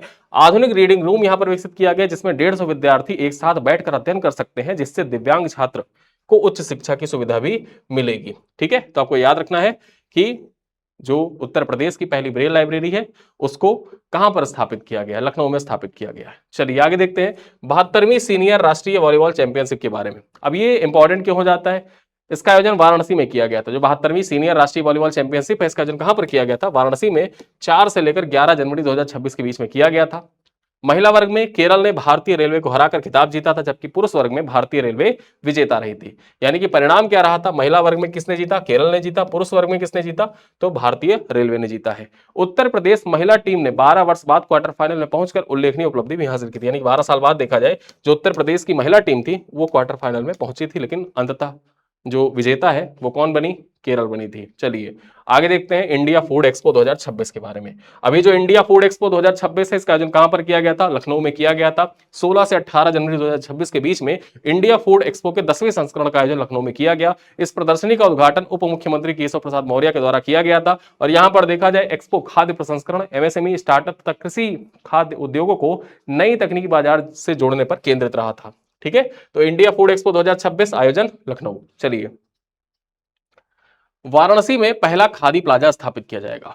खादी फॉर नेशन पहल के तहत वाराणसी में उत्तर प्रदेश का पहला खादी प्लाजा स्थापित किया जाएगा। यह प्लाजा लगभग 3600 वर्ग फुट क्षेत्र में विकसित होगा, जहां विभिन्न राज्यों के खादी एवं ग्रामोद्योग उत्पाद उपलब्ध होंगे। परियोजना का उद्देश्य क्या है? तो खादी की वैश्विक बिक्री बढ़ाना, स्थानीय कारीगरों को आर्थिक लाभ पहुंचाना इसका मुख्य उद्देश्य है। कहां पर स्थापित किया जाएगा? जरूर याद रखिएगा, परीक्षा पूछ सकता है कि उत्तर प्रदेश का पहला खादी प्लाजा कहां पर स्थापित किया जाएगा? तो खादी फॉर नेशन पहल के तहत वाराणसी में इसको स्थापित किया जाएगा। इंडस फूड 2026 के बारे में चर्चा करें तो इंडस फूड 2026 इसका आयोजन कहां पर किया गया था? ग्रेटर नोएडा में किया गया। 8 जनवरी 2026 को इंडस फूड 2026 का आयोजन ग्रेटर नोएडा में किया गया था। वैश्विक खाद्य एवं पेय प्रदर्शनी है ये। ठीक है, बात की जाए तो trade promotion council of India के द्वारा आयोजित इस कार्यक्रम का उद्घाटन केंद्रीय मंत्री चिराग पासवान के द्वारा किया गया। कार्यक्रम का मुख्य आकर्षण भारत UAE खाद्य गलियारा रहा, जिसका उद्देश्य खाद्य सुरक्षा एवं आपूर्ति श्रृंखला को मजबूत करना था। ठीक है, आगे चर्चा की जाए उन्नाव डिफेंस इंडस्ट्रियल कॉरिडोर के बारे में। अब ये उन्नाव डिफेंस इंडस्ट्रियल कॉरिडोर ये आपके प्रीलिम्स के लिए तो इंपॉर्टेंट है ही, कि आप प्री के लिए पढ़ रहे हैं अपने, अभी तो आप लोअर PCS के लिए पढ़ रहे हैं, लेकिन जब आप UP PCS के लिए पढ़ेंगे तो UP PCS के लिए आपको उन्नाव डिफेंस इंडस्ट्रियल कॉरिडोर के जो कोर फैक्ट्स हैं मुख्य परीक्षा के लिए उनको भी पढ़ना होगा। यहां पर देखा जाए उत्तर प्रदेश सरकार ने उन्नाव में 230 हेक्टेयर क्षेत्र में डिफेंस इंडस्ट्रियल कॉरिडोर की स्थापना की मंजूरी प्रदान की है। यह परियोजना आत्मनिर्भर भारत के लक्ष्य के तहत आधुनिक रक्षा विनिर्माण को बढ़ावा देगी। कॉरिडोर में लगभग 15,000 प्रत्यक्ष तथा अप्रत्यक्ष रोजगार सृजित होने की संभावना भी है। ठीक है, चलिए आगे देखते हैं अगली खबर क्या है। 4 एजुकेशन टाउनशिप विकसित की जाएंगी। उत्तर प्रदेश में देखा जाए तो 4 न्यू एजुकेशन टाउनशिप विकसित किया जाएगा। ये टाउनशिप देखा जाए बेसिकली इसका उद्देश्य क्या है? तो उद्देश्य ये होगा कि स्कूल, कॉलेज और कोचिंग संस्थाएं एक ही परिसर में हो, आधुनिक इंफ्रास्ट्रक्चर तथा ग्रीन कैंपस हो, हॉस्टल, लाइब्रेरी, स्पोर्ट्स कॉम्प्लेक्स एवं जो इनोवेशन सेंटर होता है वो भी वहां पर होने चाहिए। डिजिटल लर्निंग तथा स्मार्ट क्लासेस की सुविधाएं उपलब्ध हो और ये सारी चीजें एक ही जगह पर मिल जाए, इसके लिए एक टाउनशिप विकसित की जाएंगी। वो टाउनशिप उत्तर प्रदेश में 4 जगहों पर, लखनऊ में, प्रयागराज में, कानपुर में और वाराणसी में विकसित की जाएंगे। आइए देख लेते हैं पॉइंट्स। उत्तर प्रदेश सरकार लखनऊ, प्रयागराज, कानपुर, वाराणसी में 4 एजुकेशन टाउनशिप विकसित करेंगी। प्रत्येक टाउनशिप में देखा जाए तो 100 से 150 एकड़ क्षेत्र में विकसित किया जाएगा। ठीक है, जो प्रत्येक टाउनशिप है उसको 100 से 150 एकड़ क्षेत्र में विकसित किया जाएगा, जहां स्कूल, कॉलेज और कोचिंग संस्थान एक ही परिसर में होंगे। एजुकेशन सिटी मॉडल आधारित इस योजना का उद्देश्य छात्रों को विश्व स्तरीय शैक्षणिक सुविधाएं उपलब्ध कराना है, यानी कि विश्व स्तरीय शैक्षणिक सुविधाएं उपलब्ध कराई जाए। इसी उद्देश्य से देखा जाए तो ये एजुकेशन टाउनशिप विकसित किया जाएगा लखनऊ, प्रयागराज, कानपुर, वाराणसी। अब ये पूछ सकता है परीक्षा में कहां कहां विकसित किया जाएगा, या फिर एक सूची दे देगा, पूछेगा निम्नलिखित में से किस शहर में विकसित नहीं किया जाएगा। तो उत्तर प्रदेश के जो भी देखा जाए एजुकेशन हब आपके दिमाग में आते हैं कि उत्तर प्रदेश के एजुकेशन हब ये हैं। अगर गांव से कोई बच्चा बाहर पढ़ने के लिए निकलता है तो या तो लखनऊ जाता है, या प्रयागराज, या कानपुर, या वाराणसी जाता है। ठीक है, तो ये है 4 एजुकेशन हब उत्तर प्रदेश में, 4 एजुकेशन हब लखनऊ, प्रयागराज, कानपुर, वाराणसी। ठीक है, और इनको देखा जाए एजुकेशन टाउनशिप के रूप में विकसित किया जाएगा। चलिए आगे देखते हैं। डॉल्फिन प्रोजेक्ट फेज 2 17 जनवरी को प्रारंभ हुआ था। कहां से? बिजनौर से प्रारंभ हुआ था। इस वजह से यूपी स्पेशल के लिए इंपॉर्टेंट हो जाता है। यहां पर बात की जाए, केंद्र सरकार ने 17 जनवरी 2026 को बिजनौर से डॉल्फिन प्रोजेक्ट फेज 2 के तहत व्यापक सर्वेक्षण शुरू किया। सर्वेक्षण की मुख्य बातें क्या थी कि दृश्य अवलोकन किया जाए डॉल्फिन का, उनका ड्रोन तथा कैमरे से सर्वे किया जाए, ध्वनिक सर्वे किया जाए, जल गुणवत्ता तथा आवास का आकलन किया जाए। और इस परियोजना का उद्देश्य सिंधु तथा इरावदी डॉल्फिन की संख्या का आकलन तथा संरक्षण चुनौतियों का अध्ययन करना था। चुनौतियां कौन कौन सी हैं? उनका आवास क्षरण हो रहा है, प्रदूषण हो रहा है, मानव गतिविधियां तथा जल प्रवाह में जो परिवर्तन हो रहा है, वो सब डॉल्फिन के समक्ष प्रमुख चुनौतियां हैं। ठीक है, और प्रमुख जो लक्षित प्रजातियां दोनों याद रखिएगा, सिंधु डॉल्फिन तथा इरावदी डॉल्फिन। दूसरे चरण में ब्रह्मपुत्र, सुंदरबन, गंगा की सहायक नदियां जो है उनको भी सम्मिलित किया जाएगा। ठीक है, चलिए आगे देखते हैं। उत्तर प्रदेश शिक्षा सेवा चयन आयोग का गठन किया गया है। अब यहां पर जो उत्तर प्रदेश के पूर्व डीजीपी थे प्रशांत कुमार, उनके नेतृत्व में देखा जाए उत्तर प्रदेश शिक्षा सेवा चयन आयोग का नया अध्यक्ष बनाया गया है। इनको देखा जाए तो उनकी नियुक्ति प्रोफेसर कीर्ति पांडे के इस्तीफे के बाद रिक्त हुए पद पर की गई है। आयोग शिक्षा के क्षेत्र में भर्ती प्रक्रिया का संचालन हेतु महत्वपूर्ण निकाय है। ठीक है, महत्वपूर्ण निकाय है। यहाँ पर संवैधानिक लिख गया है, गलत है, संवैधानिक नहीं, महत्वपूर्ण निकाय है। चलिए आगे देखते हैं। लखनऊ बना क्रिएटिव सिटी ऑफ गैस्ट्रोनॉमी। ठीक है, यूनेस्को ने लखनऊ को क्रिएटिव सिटी ऑफ गैस्ट्रोनॉमी के रूप में मान्यता प्रदान की है। यह घोषणा उज्बेकिस्तान के समरकंद में आयोजित यूनेस्को महासम्मेलन के दौरान की गई थी। यह सम्मान लखनऊ के प्रसिद्ध अवधी पाक कला एवं समृद्ध खान पान संस्कृति को वैश्विक पहचान दिलाने की भूमिका को उजागर करता है। और इस प्रकार से ये पॉइंट इंपॉर्टेंट हो जाता है कि लखनऊ को क्रिएटिव सिटी ऑफ गैस्ट्रोनॉमी के रूप में किसके द्वारा शामिल किया गया? तो यूनेस्को के द्वारा शामिल किया गया। और कहां पर आयोजन किया गया था किस यूनेस्को महासम्मेलन का? तो उज्बेकिस्तान के समरकंद में आयोजित जो यूनेस्को महासम्मेलन था, उसी दौरान यह घोषणा की गई कि लखनऊ को क्रिएटिव सिटी ऑफ गैस्ट्रोनॉमी के रूप में सम्मिलित किया जाएगा। चलिए आगे देखते हैं। 3 नई एयरलाइंस को मंजूरी प्रदान की गई है भारत सरकार के द्वारा। अब केंद्र सरकार ने संघ एयरलाइन, अल हिंद एयरलाइन और फ्लाई एक्सप्रेस को संचालन को मंजूरी प्रदान की है। सरकार ने इन एयरलाइंस को नो ऑब्जेक्शन सर्टिफिकेट जारी कर दिया है, और ये जो एयरलाइन है जल्द ही अपनी उड़ानें भी संचालित करेंगी। महत्वपूर्ण ये हो जाता है कि संघ एयरलाइन उत्तर प्रदेश से संबंधित एयरलाइन है और इनका संचालन 2026 की पहली तिमाही में शुरू हो गया है। ठीक है, चलिए आगे देखते हैं। माघ मेले का जो आधिकारिक लोगो है वो जारी किया गया था। पहली बार ऐसा था कि माघ मेले के लिए अलग से लोगो जारी किया गया उत्तर प्रदेश सरकार के द्वारा। यहाँ पर प्रयागराज जो मेला प्राधिकरण है, इसने माघ मेले के लिए पहला आधिकारिक लोगो जारी किया गया। इस लोगो में देखा जाए क्या क्या चीजें थी। अक्षय वट था, सूर्य चंद्रमा की जो 14 कलाएं होती वो कलाएं थी, माघ स्नान का श्लोक भी यहां पर सम्मिलित था। ठीक है, यहां पर देखा जाए यह लोगो माघ मेले के धार्मिक तथा सांस्कृतिक एवं खगोलीय महत्व को प्रदर्शित करता है। आगे देखा जाए पहला हाइड्रोजन ईंधन सेल जलयान के बारे में। अब ये जो वाराणसी का नमो घाट है, वाराणसी के नमो घाट पर देश के पहले हाइड्रोजन ईंधन सेल जलयान का लोकार्पण किया गया। किसके द्वारा? सर्बानंद सोनोवाल के द्वारा। 50 यात्रियों की क्षमता वाला यह पर्यावरण अनुकूल जलयान नमो घाट से रविदास घाट के बीच में संचालित किया गया। आगे बात की जाए, अगली खबर क्या है? रानी हो स्मारक का अनावरण किया गया। अब ये जो रानी हो स्मारक है, इसका अनावरण कहां पे किया गया? अयोध्या में किया गया है। 12 फीट ऊंची कांस्य प्रतिमा है रानी हो की। ठीक है, चर्चा की जाए तो 21 करोड़ रुपए की लागत से निर्मित क्वीन हो मेमोरियल पार्क भारत दक्षिण कोरिया संबंधों का प्रतीक भी है। उसी पार्क के अंतर्गत देखा जाए तो रानी हो स्मारक का अनावरण किया गया, और पार्क में किंग पवेलियन बनाया गया है, क्वीन पवेलियन बनाया गया है, तथा प्रतीकात्मक गोल्डन एग भी स्थापित किया गया है। क्या स्थापित किया गया है? प्रतीकात्मक रूप से गोल्डन एग भी स्थापित किया गया है, जो भारत और दक्षिण कोरिया के आपसी संबंधों को मजबूती प्रदान करने के उद्देश्य से स्थापित किया गया है। चलिए आगे देखा जाए, न्यायिक कार्रवाई में एआई उपयोग करने वाला पहला जिला उत्तर प्रदेश का कौन सा है? बात की जाए संभल। ठीक है, संभल डिस्ट्रिक्ट जो है उत्तर प्रदेश का, ये पहला जिला बन गया है जिसने न्यायिक कार्रवाई में आर्टिफिशियल इंटेलिजेंस का उपयोग किया है। चंदौसी जिला न्यायालय में ट्रांसक्रिप्शन आधारित एआई टूल से जामा मस्जिद हरिहर मंदिर हिंसा मामले की सुनवाई की गई। इससे गवाही दर्ज करने की प्रक्रिया अधिक सटीक, पारदर्शी तथा समयबद्ध बनेगी। यहां पर देखा जाए मोस्ट प्रोएक्टिव स्टेट पुरस्कार उत्तर प्रदेश को प्रदान किया गया है। उत्तर प्रदेश को आरसीएस उड़ान योजना के तहत गैर प्राथमिकता श्रेणी में मोस्ट प्रोएक्टिव स्टेट के राष्ट्रीय पुरस्कार मिला है। यह सम्मान छोटे शहरों को बेहतर हवाई कनेक्टिविटी से जोड़ने तथा सक्रिय नागरिक उड़ान जो नीति है उसके लिए प्रदान किया गया है। राज्य में हवाई यात्रियों की संख्या 2016 में कितनी थी? 59.97 लाख से बढ़कर 2025 में ये 1.55 करोड़ तक पहुंच गई है। ठीक है, और इसीलिए मोस्ट प्रोएक्टिव स्टेट का पुरस्कार उत्तर प्रदेश को प्रदान किया गया है। चलिए देखते हैं देश का पहला राज्य आर्थिक सर्वेक्षण किसके द्वारा प्रस्तुत किया गया। देश का पहला राज्य आर्थिक सर्वेक्षण उत्तर प्रदेश के द्वारा प्रस्तुत किया गया है। वित्त मंत्री सुरेश खन्ना ने 2025-26 के लिए रिपोर्ट विधानसभा में प्रस्तुत किया।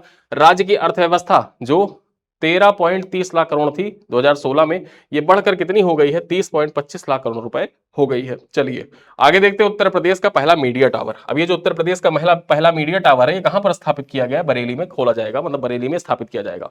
ठीक है, 2.5 करोड़ रुपए की लागत से बरेली में उत्तर प्रदेश का पहला मीडिया टावर स्थापित किया जाएगा।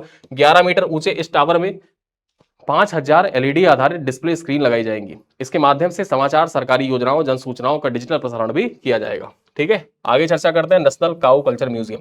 अब ये जो नेशनल काऊ कल्चर म्यूजियम है ये देश का पहला नेशनल काऊ कल्चर म्यूजियम है। और इसकी स्थापना कहां पर की जाएगी? इसकी स्थापना मथुरा में की जाएगी। संग्रहालय में गायों के धार्मिक, सांस्कृतिक और वैज्ञानिक महत्व को प्रदर्शित किया जाएगा। यहाँ भारतीय नस्ल की 100 डिजिटल और सिंबॉलिक मॉडल भी प्रदर्शित की जाएंगी।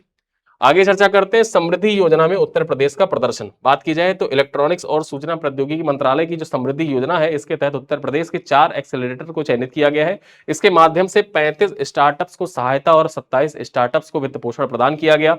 योजना के तहत देखा जाए तो 9.91 करोड़ वितरित कर नवाचार आधारित अर्थव्यवस्था को बढ़ावा भी दिया जाएगा। ठीक है, तो आपको याद रखना है कि इलेक्ट्रॉनिक्स और सूचना प्रौद्योगिकी मंत्रालय के द्वारा समृद्धि योजना संचालित की जाती है। इसके तहत उत्तर प्रदेश के कितने एक्सेलरेटर चयनित किए गए हैं? तो 4 एक्सेलरेटर चयनित किए गए हैं। चलिए आगे देखते हैं भारत नेपाल मैत्री महोत्सव। अभी जो भारत नेपाल मैत्री महोत्सव इसके बारे में चर्चा करें तो 16 से 28 फरवरी 2026 तक उत्तर प्रदेश में मैत्री महोत्सव आयोजित किया गया। शुरुआत कहां से हुई थी? कुशीनगर से इसकी शुरुआत हुई थी और पीलीभीत में समाप्त हुआ। यह महोत्सव कुशीनगर से शुरू होकर कई सीमावर्ती जिलों में होते हुए पीलीभीत में समाप्त हुआ था। इसका उद्देश्य साझा सांस्कृतिक विरासत तथा आध्यात्मिक संबंधों को मजबूती प्रदान करना था।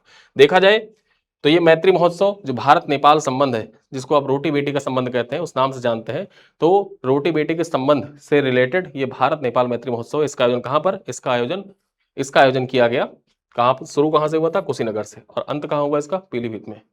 चलिए आगे देखते हैं देश का पहला समर्पित ड्रोन रनवे। अभी जो देश का पहला समर्पित ड्रोन रनवे है इससे संबंधित पॉइंट्स देख लेते हैं। कहां पर?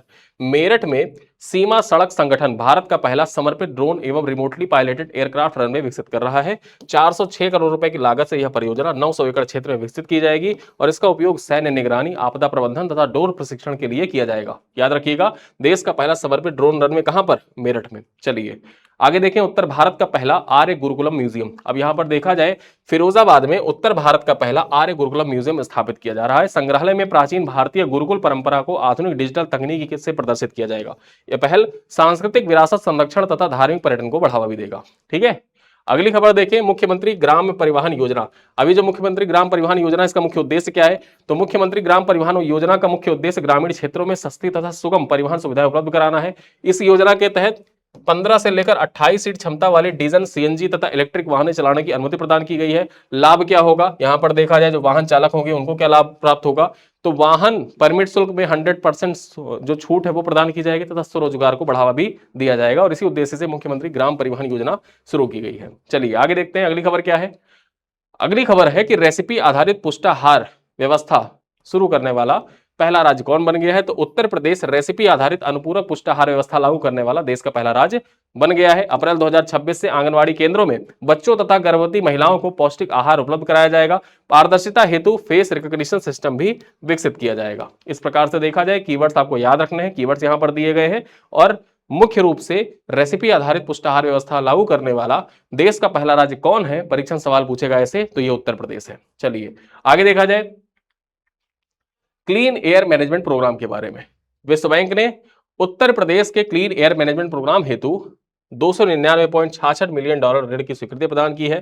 कार्यक्रम के तहत होगा क्या कि ई बस, ई थ्री व्हीलर एवं स्वच्छ तकनीकों को बढ़ावा दिया जाएगा।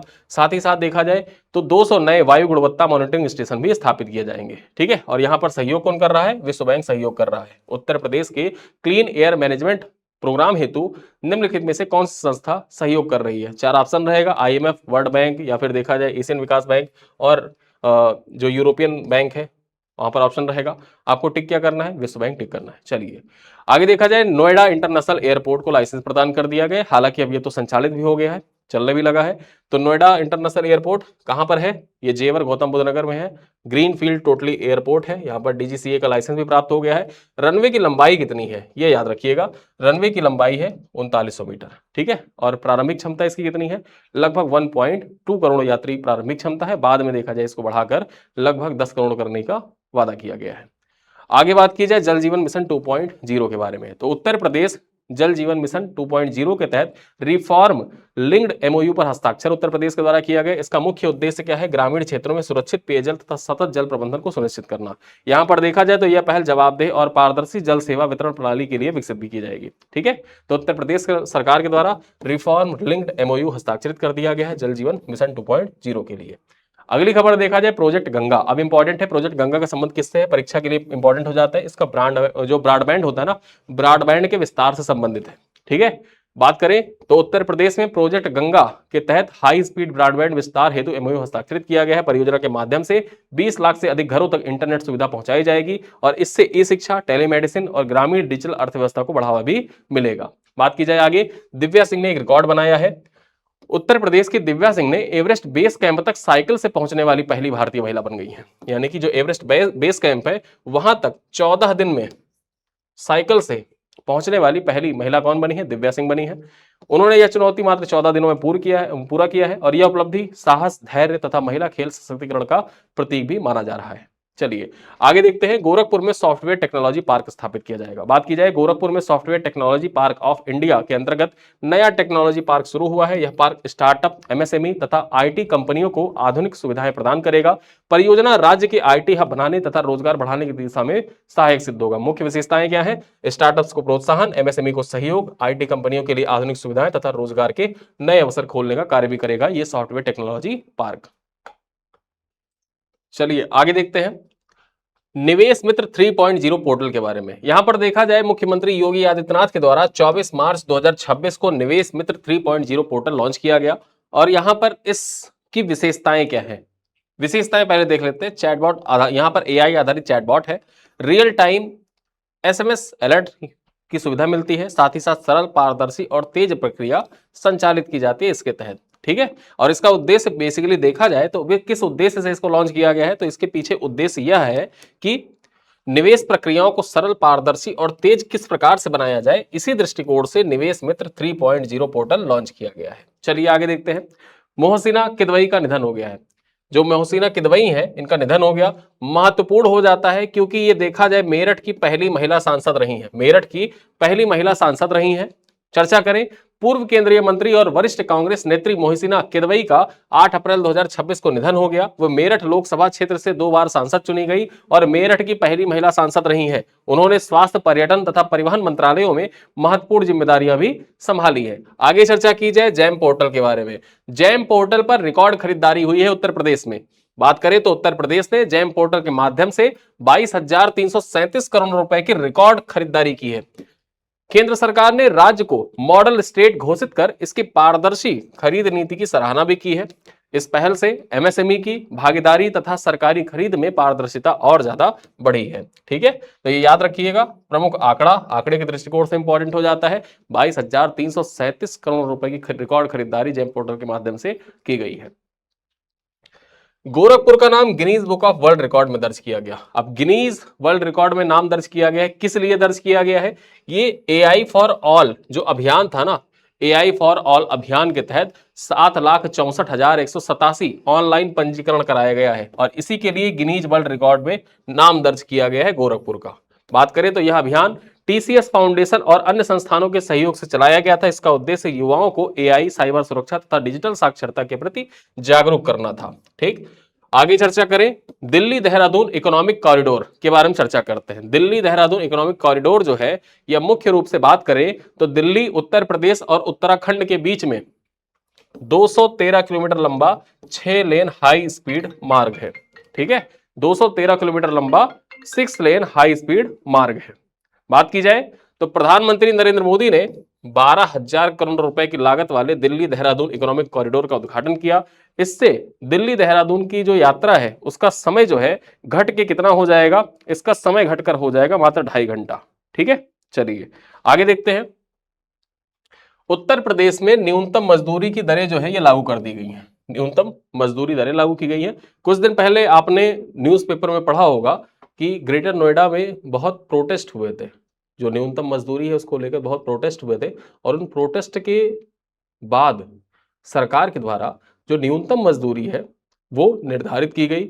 और ये टॉपिक न्यूनतम मजदूरी ये आपके परीक्षा के दृष्टिकोण से भी इंपॉर्टेंट हो जाता है। जो यूपी स्पेशल जीएस पेपर 5 है ना, पेपर 5, उसमें जो समाज वाला, जो उत्तर प्रदेश की सामाजिक व्यवस्था या उत्तर प्रदेश से के समाज से रिलेटेड जो पॉइंट्स है, उस दृष्टिकोण से महत्वपूर्ण हो जाता है। यहां पर देखा जाए, उत्तर प्रदेश सरकार ने नई न्यूनतम मजदूरी दरों की अधिसूचना जारी की है। राज्य में न्यूनतम वेतन कितना होगा तो 12,356 रुपए निर्धारित किया गया है। नई दरों में मूल वेतन के साथ साथ में परिवर्तनीय महंगाई भत्ता भी सम्मिलित किया गया है। आगे बात करें पहला ट्रांस बाउंड्री टाइगर रिजर्व के बारे में, बात करें तो उत्तराखंड, उत्तर प्रदेश और हिमाचल प्रदेश मिलकर देश का पहला ट्रांस बाउंड्री टाइगर रिजर्व विकसित करेंगे। देखा जाए तो यह पहल वन्यजीव गलियारे तथा बाघ संरक्षण को मजबूत करने की दिशा में एक महत्वपूर्ण शुरुआत मानी गई है। परियोजना से जैव विविधता संरक्षण तथा पर्यावरण संतुलन को बढ़ावा मिलेगा। ठीक, तो आपको याद रखना है कि पहला ट्रांस बाउंड्री टाइगर रिजर्व किन 3 राज्यों में फैला होगा, और ये फैला होगा हिमाचल प्रदेश, उत्तराखंड और उत्तर प्रदेश के बीच में। ठीक, आगे चलते हैं, चर्चा करते हैं उत्तर क्षेत्रीय कृषि सम्मेलन के बारे में। 24 अप्रैल 2026 को लखनऊ में उत्तर क्षेत्रीय कृषि सम्मेलन आयोजित किया गया। सम्मेलन की अध्यक्षता केंद्रीय कृषि मंत्री शिवराज सिंह चौहान के द्वारा की गई। इसमें डिजिटल एग्रीकल्चर, केसीसी तथा कृषि आधुनिकीकरण जैसे विषयों पर चर्चा भी की गई। ठीक है, आगे चर्चा करते हैं। सेखा झील जो था ये 99वां रामसर स्थल बन गया था। अब देखा जाए रामसर स्थलों की संख्या कितनी हो गई है। रामसर स्थलों की संख्या वर्तमान में देखा जाए तो 101 हो गई है। लेकिन हम लोग यहां पर अप्रैल की बात कर रहे हैं। अप्रैल 2026 में जो सेखा झील था ये भारत का 99वां रामसर स्थल बना था। भारत का 99वां रामसर स्थल बना था। अभी वर्तमान में देखा जाए तो उत्तर प्रदेश में रामसर स्थलों की संख्या कितनी है, 13 हो गई है। लेकिन जब ये सेखा झील बना था उस टाइम पर उत्तर प्रदेश में रामसर स्थलों की संख्या 12 थी। वर्तमान में कितनी है, वर्तमान में रामसर स्थलों की संख्या है 13। ठीक, चलिए देखते हैं यहां पर अलीगढ़ की सेखा झील है। याद रखना, सेखा झील जो है कहां पर अवस्थित है, अलीगढ़ में अवस्थित है। सेखा झील पक्षी अभ्यारण्य को भारत का 99वां रामसर साइट बनाया गया है। 101वां रामसर स्थल कौन सा है, 101वां रामसर स्थल कौन सा है। ठीक, अरुणाचल प्रदेश का, अरुणाचल प्रदेश का जो गला झील है, ठीक, गला झील ये है 101वां रामसर स्थल। अब आपके लिए एक सवाल है, आपको कमेंट करके बताना है उत्तर प्रदेश का 13वां, उत्तर प्रदेश का 13वां और भारत का 100वां रामसर स्थल कौन सा है। ये बात मैंने आपको जो पिछला 6 महीने वाला करंट अफेयर पढ़ाया था ना उसमें बताई थी। अब आपको इस वीडियो में कमेंट करके बताना है, जिससे मुझे ये पता चलेगा कि आपने उस वीडियो को पूरा देखा है। ठीक है, अरुणाचल प्रदेश जो 101वां है उसको मैंने बता दिया, ग्ला झील जो है ये 101वां रामसर स्थल है। चलिए आगे देखते हैं रश्मि रथी पर्व 2026 के बारे में। कहां पर आयोजित किया गया था रश्मि रथी पर्व, लखनऊ में आयोजित किया गया था रश्मि रथी पर्व। यहां पर देखा जाए राष्ट्रकवि रामधारी सिंह दिनकर की कृति जो है इसके 75 वर्ष पूर्ण होने के उपलक्ष्य में इसका आयोजन किया गया था। कार्यक्रम का उद्घाटन योगी आदित्यनाथ और शिवराज सिंह चौहान के द्वारा किया गया। आयोजन में साहित्यिक, सांस्कृतिक एवं नाट्य प्रस्तुतियां आयोजित की गई थी। आगे चर्चा की जाए, अगली खबर क्या है, मेजा तापीय विद्युत परियोजना। अब मेजा तापीय विद्युत परियोजना जो है ये कहां पर संचालित की जा रही है, कहां पर यह परियोजना संचालित की जाएगी तो प्रयागराज में संचालित की जाएगी। 2400 मेगावाट क्षमता की मेजा स्टेज 2 तापीय विद्युत परियोजना है। ठीक है। परियोजना में लगभग 33,000 करोड़ रुपए का निवेश किया जाएगा और 800 मेगावाट की 3 यूनिट स्थापित किए जाएंगे। ये परियोजना एनटीपीसी लिमिटेड तथा राज्य विद्युत उत्पादन निगम के संयुक्त उपक्रम के रूप में विकसित की जाएंगी। आगे बात की जाए एनसीआरबी की रिपोर्ट, देख लेते हैं एनसीआरबी की रिपोर्ट 2024। महत्वपूर्ण पॉइंट्स देखें उत्तर प्रदेश के दृष्टिकोण से, तो एनसीआरबी रिपोर्ट 2024 के अनुसार उत्तर प्रदेश कुल अपराध मामलों में देश में 18वें स्थान पर है। ठीक है। राज्य की अपराध दर राष्ट्रीय औसत से कम दर्ज की गई है। हालांकि जो दहेज हत्या है, दहेज हत्या के मामले में जो उत्तर प्रदेश है ना, ये पहले स्थान पर है। यानी कि पूरे भारत में दहेज हत्या के मामले में उत्तर प्रदेश का पहला स्थान है, जबकि कुल अपराध के बारे में चर्चा की जाए तो कुल अपराध के मामले में 18वें स्थान पर भारत आता है। लिथियम आयन बैटरी रिसाइकलिंग सुविधा के बारे में चर्चा करते हैं। यह भारत की पहली integrated lithium ion battery recycling सुविधा है। बुलंदशहर के सिकंदराबाद में भारत की पहली integrated lithium ion battery recycling सुविधा शुरू की गई है। यह प्लांट प्रति वर्ष 10,000 टन बैटरियों को प्रोसेस करने में सक्षम है। इससे लिथियम, कोबाल्ट, तांबा जैसी धातुओं की पुनर्प्राप्ति संभव होगी। देखा जाए, आप जब घरों में बैठे रहते हैं तो आपको अचानक से आवाज सुनाई देती होगी, पुरानी बैटरी, पुराना मोबाइल, ठीक है, बेचने वाले की आवाज आती है कि आप मतलब एक्सचेंज कर लो उनसे, कुछ फेरी वाले आते हैं। तो वो जो बैटरी है ना, उन बैटरियों का रिसाइकलिंग किया जाता है। लिथियम आयन बैटरी रिसाइकलिंग सुविधा इसी के लिए स्थापित की गई है। ये भारत की पहली integrated lithium ion battery recycling सुविधा है। कहां पर स्थापित किया गया है? बुलंदशहर के सिकंदराबाद में स्थापित किया गया। 10,000 टन बैटरियां यहां से प्रोसेस की जा सकती है, जिनको प्रोसेस करने के बाद में देखा जाए, रिसाइकलिंग प्रोसेस के बाद में लिथियम, कोबाल्ट और तांबा पुनर्प्राप्त किया जा सकता है। ठीक है, चलिए आगे देखते हैं। देश का पहला हब एंड स्पोक विमानन मॉडल कहां पर शुरू किया गया है? वाराणसी से स्टार्ट किया गया। परीक्षा में पूछ सकता है कि देश का पहला जो हब एंड स्पोक विमानन मॉडल है, इसको कहां से स्टार्ट किया गया है? हब एंड स्पोक विमानन मॉडल में देखा जाए तो जो दिल्ली है इसको हब बनाया गया है और वाराणसी को स्पोक एयरपोर्ट बनाया गया है। यात्रियों की कस्टम, इमिग्रेशन तथा बैगेज प्रक्रिया वाराणसी से ही पूरी कर ली जाएंगी। यह सुविधा 17 अंतरराष्ट्रीय शहरों से बेहतर संपर्क उपलब्ध कराएगा। ठीक, चलिए आगे देखते हैं। उत्तर प्रदेश इलेक्ट्रॉनिक्स हब के रूप में उभरा। यहां पर बात करें, यमुना एक्सप्रेसवे औद्योगिक विकास प्राधिकरण क्षेत्र में उत्तर प्रदेश की पहली सेमीकंडक्टर इकाई स्थापित की जा रही है। यह परियोजना HCL तथा फॉक्सकॉन के संयुक्त उपक्रम के द्वारा विकसित की जा रही है। और यहां पर देखा जाए, आपकी परीक्षा के लिए इंपॉर्टेंट हो जाता है कि यहीं पर भारत की पहली डिस्प्ले ड्राइव IC आधारित OSAT सुविधा स्थापित की जा रही है। यानी कि भारत की पहली डिस्प्ले ड्राइव IC आधारित OSAT सुविधा कहां पर स्थापित की जाएगी? तो ये स्थापित की जाएगी यमुना एक्सप्रेसवे औद्योगिक विकास प्राधिकरण क्षेत्र में। ठीक है, और यहीं पर भारत की पहली सेमीकंडक्टर इकाई भी स्थापित की जाएगी। उत्तर प्रदेश सेमीकंडक्टर नीति 2024 लागू करने वाला देश का चौथा राज्य था। याद रखिएगा, जो उत्तर प्रदेश सेमीकंडक्टर नीति है, इससे संबंधित सवाल आपकी मुख्य परीक्षा 2023 में पूछा जा चुका है और सेमीकंडक्टर नीति लागू करने वाला उत्तर प्रदेश जो है, ये भारत का चौथा राज्य था। इसका निष्कर्ष क्या है कि यह पहल उत्तर प्रदेश को इलेक्ट्रॉनिक्स विनिर्माण का प्रमुख केंद्र बनाएगी। आगे चर्चा करते हैं। रुपे कार्ड जारी करने में उत्तर प्रदेश का भारत में पहला स्थान है। देखा जाए तो उत्तर प्रदेश देश में रुपे कार्ड जारी करने वाला शीर्ष राज्य बन गया है। राज्य में अब तक 7.16 करोड़ यानी कि 7.16 करोड़ से अधिक रुपे कार्ड जारी किए जा चुके हैं। प्रधानमंत्री जो जनधन योजना है, उसके तहत देश भर में 40.60 करोड़ रुपे कार्ड जारी किए गए हैं। रुपे कार्ड जारी करने के मामले में बिहार का दूसरा स्थान और पश्चिम बंगाल का तीसरा स्थान है।